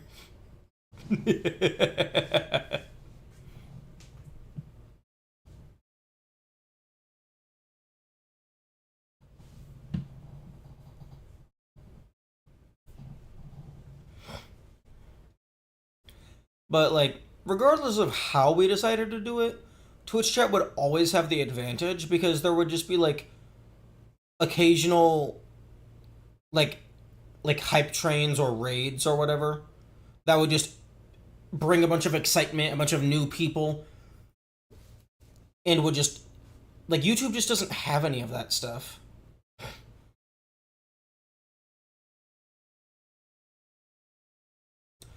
And also, there's just more people who watch streams on Twitch anyway, because YouTube is primarily focused around edited content. So, like, YouTube would just always be at a disadvantage.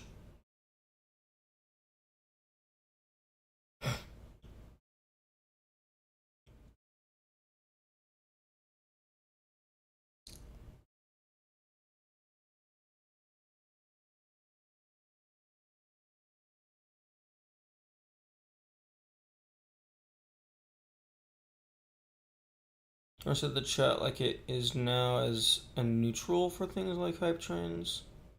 Possibly.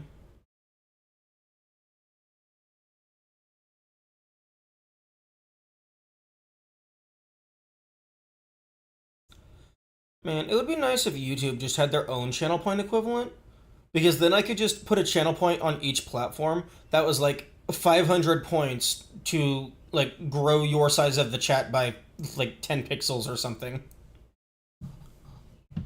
No, I know. It's fun to just brainstorm stuff, even if you're not actually going to do any of it.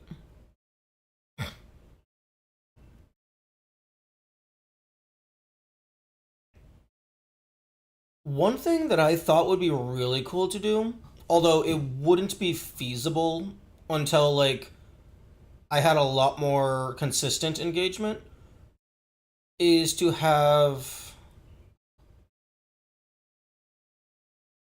like whenever people throw bits, have that get like tracked, and then once it hits a certain threshold, like automatically do gift subs. And then I could do a similar thing on YouTube side for like YouTube memberships using the super chat money.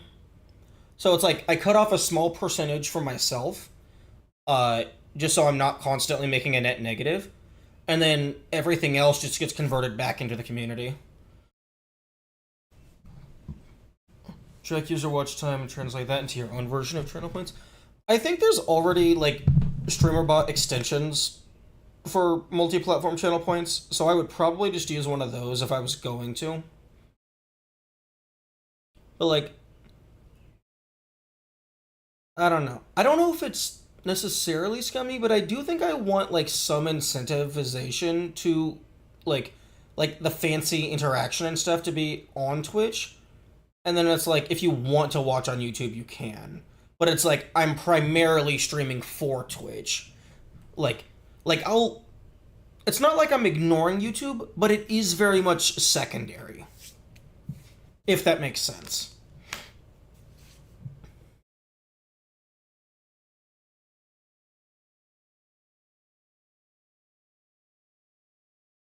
Also, I did figure out like a little while ago that due to the timing of the ads, there's going to be an ad like very near the end of workday streams, which is just annoying because then we have like 6 minutes after the ad to do fucking jack shit. But because I get 3 snoozes, I can push the ads back 15 minutes to make the final ad segment just be past when I log off. So that saves us an ad segment. We don't have to deal with that. You're dual streaming, it's efficient. Yeah. But like, I don't know, it feels like a little scummy to be like, oh hey, Twitch has all these fancy things. If you want the fancy stuff, you have to come over here. But I mean, that is like why I'm using it, because Twitch is just, it's just a much better streaming environment. Like, YouTube has a couple things going for it, but just on the whole, like YouTube is just for the VODs. Like I have the YouTube chat up because, like, if you want to watch on YouTube, I feel you should. So I'm not going to ignore the YouTube chat. I'm just not going to go out of my way to do a bunch of custom implementation just to have stream mechanic mirror. I just think of it in terms of YouTube, where if there's a divide, you playfully turn the communities against each other. Well, I mean, that's just going to happen regardless. Because, like, fucking Twitch and YouTube just, they just naturally have a rivalry in terms of, like, chats and, like, comment section. Like, obviously streamers play into it, but I think that's just gonna happen anyway.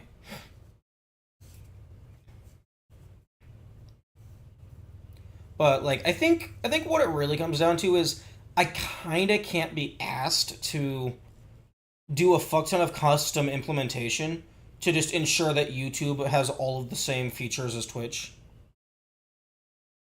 If you acknowledge it and make it playful, it's less cynical. Yeah, I suppose that's fair.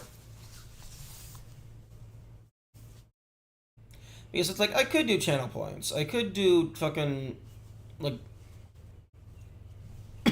other things. But, like, that just feels like it would be a lot of effort for something that could potentially break if the YouTube API decides to just change.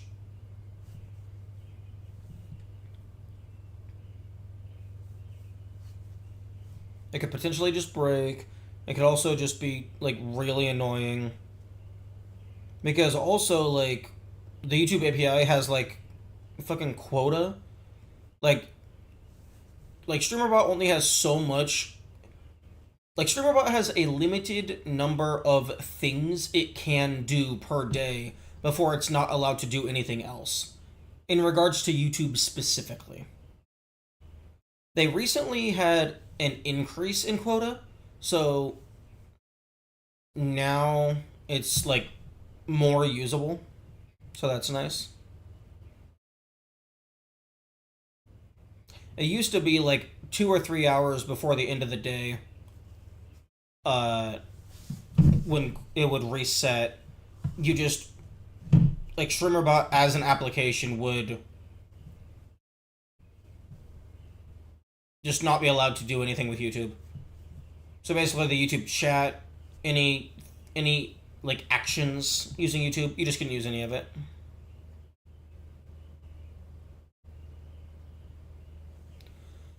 Good to think of it as, if they're not willing to shift platforms despite your efforts, then you shouldn't have to be willing to compensate for the difference. Very nice of you, but it's not your responsibility. Yeah, I suppose that's fair. Like, I suppose, like, it also depends on why you're streaming on YouTube. If you're streaming on Twitch and YouTube because you are fully dedicated to streaming on Twitch and YouTube, it might be more incentivized for you to have all of the mechanics be mirrored. But for me, I'm streaming on YouTube for 2 reasons. 1, to have the VODs be auto-hosted, and 2, more so as a bonus, if people want to watch there, they can. But I am not invested in having the full stream experience, quote unquote, be like available on YouTube.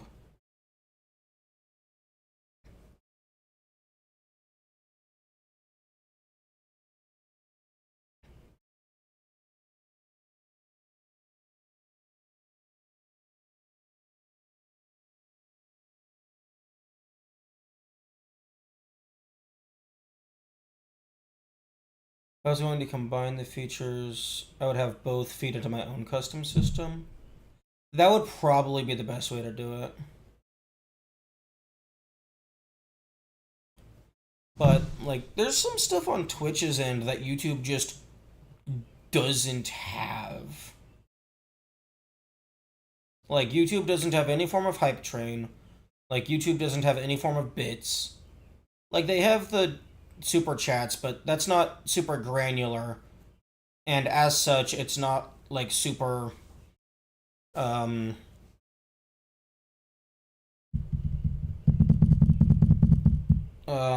accessible.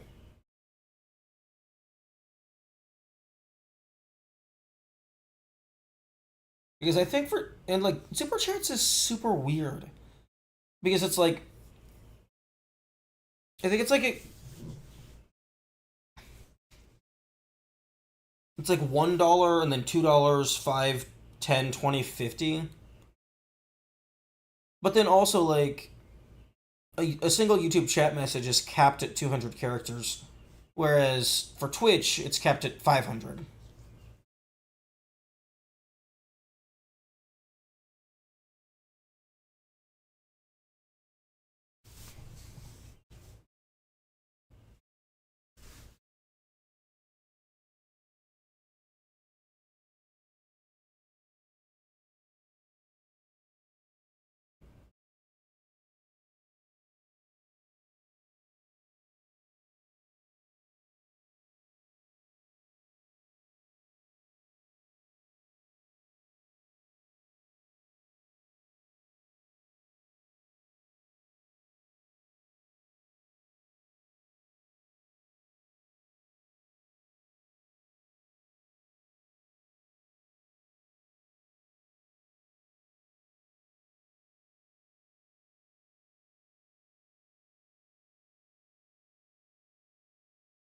Hmm.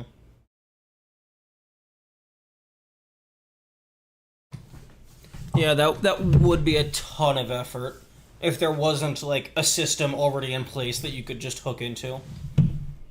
Which there definitely is a system for that. Like case in point, I know that StreamerBot has something for that. Like their internal function class name is channel point handler. Hello, Sokolos. What kind of platform are you building? At the moment, we were kind of just having like a chatting session. I haven't really been messing with the platformer itself. We were originally messing with chess, and then we went on like a psychological evaluation. I'm not really sure what I'm doing, to be honest. Like, I have cool ideas, but then I try and make them, and then they just don't work. Or, like, I just don't know how to make them.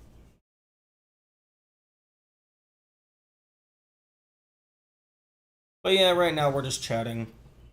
And we got like 9 minutes until stream is over.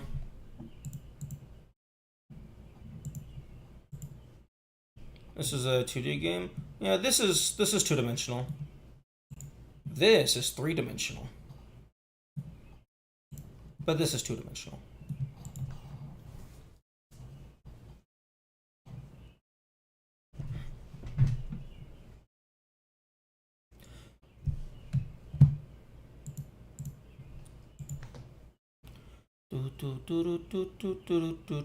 Ten-dimensional. I can't show you ten-dimensional. Like, we can fucking barely visualize a soft representation of four-dimensional.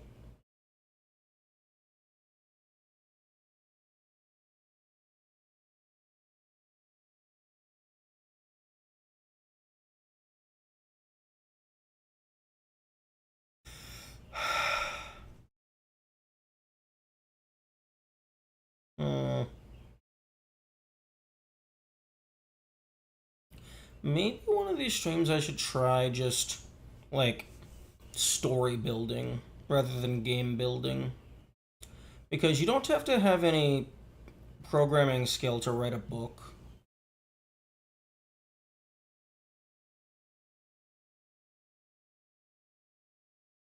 I could also potentially, like, do some notes organization at some point. Because, like, I have a bunch of, like, compiled ideas for game development inspiration.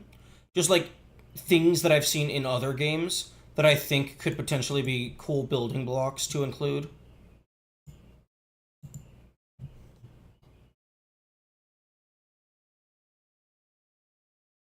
All this has been to say, you should try to use what you know you can do for certain to make something that'll be fun to you.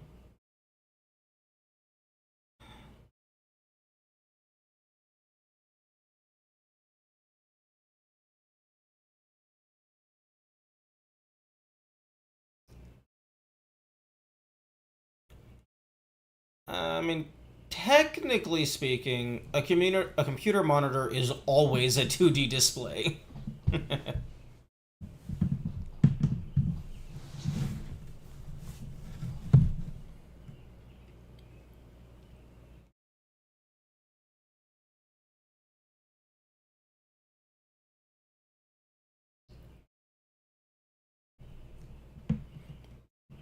Ignore the part where double technically it is a 3D display.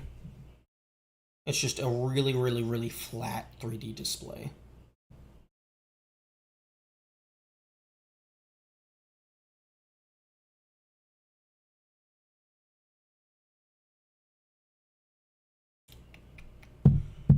Try to use what you know you can do for certain to make something that'll be fun to you. But I don't know what I know for certain.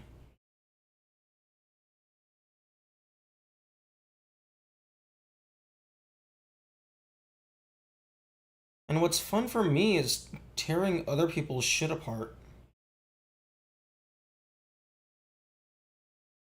Like, that's where I have the most fun. Like, yeah, sure, a game can be fun and all, but I gain the most enjoyment when I'm pushing it to its limits and doing unofficial QA testing.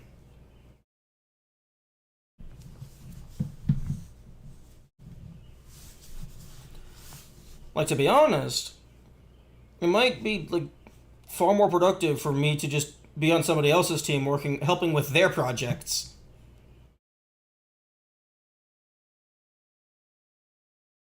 Because then I'm not actually building anything. I'm just like, oh, hey, here's all your flaws. And here's recommendations on how to fix them.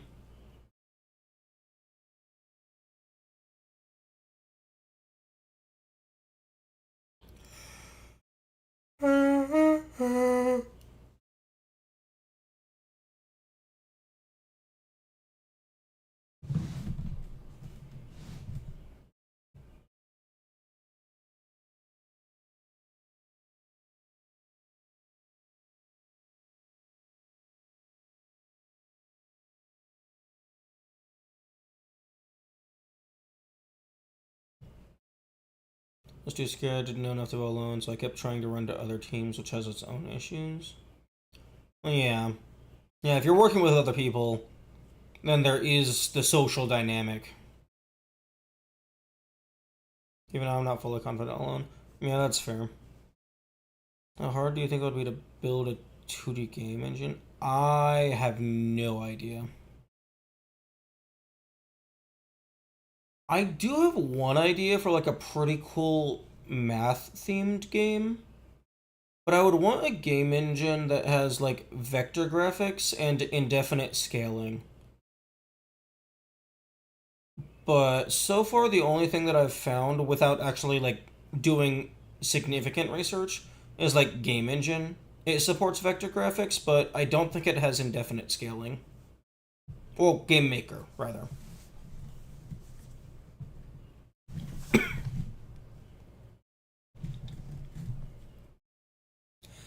Although I guess technically it doesn't need to be indefinite scaling, unless like I wanted to include a level editor.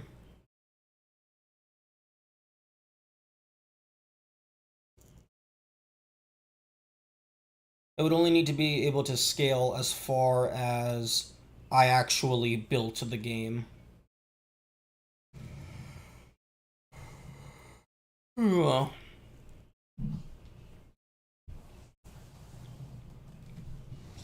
But it's like, we got like 2 minutes left. As far as the computer can handle, true. Although I imagine you could probably do some finagling to, like, make it truly indefinite, quote unquote. Because you could, like, you don't necessarily have to have a single variable to store how far you've zoomed in. Alan Becker could probably help you find something like that. Yeah. Like, his animation versus like math and programming and stuff, that was like the primary, like one of the primary inspirations for the idea. Although, like, I don't know if an animation software would be able to be used as a game engine. But I guess Adobe Flash was originally designed to be an animation software.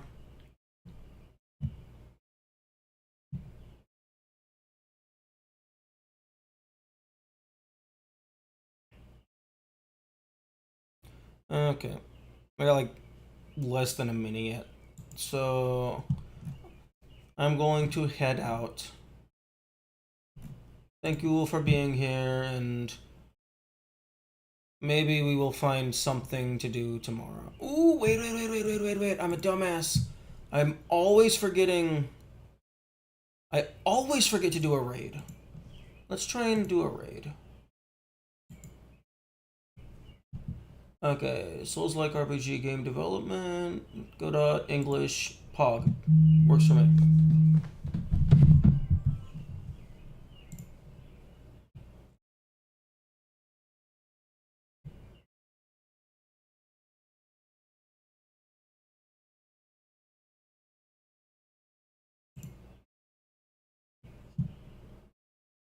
Edison resigned.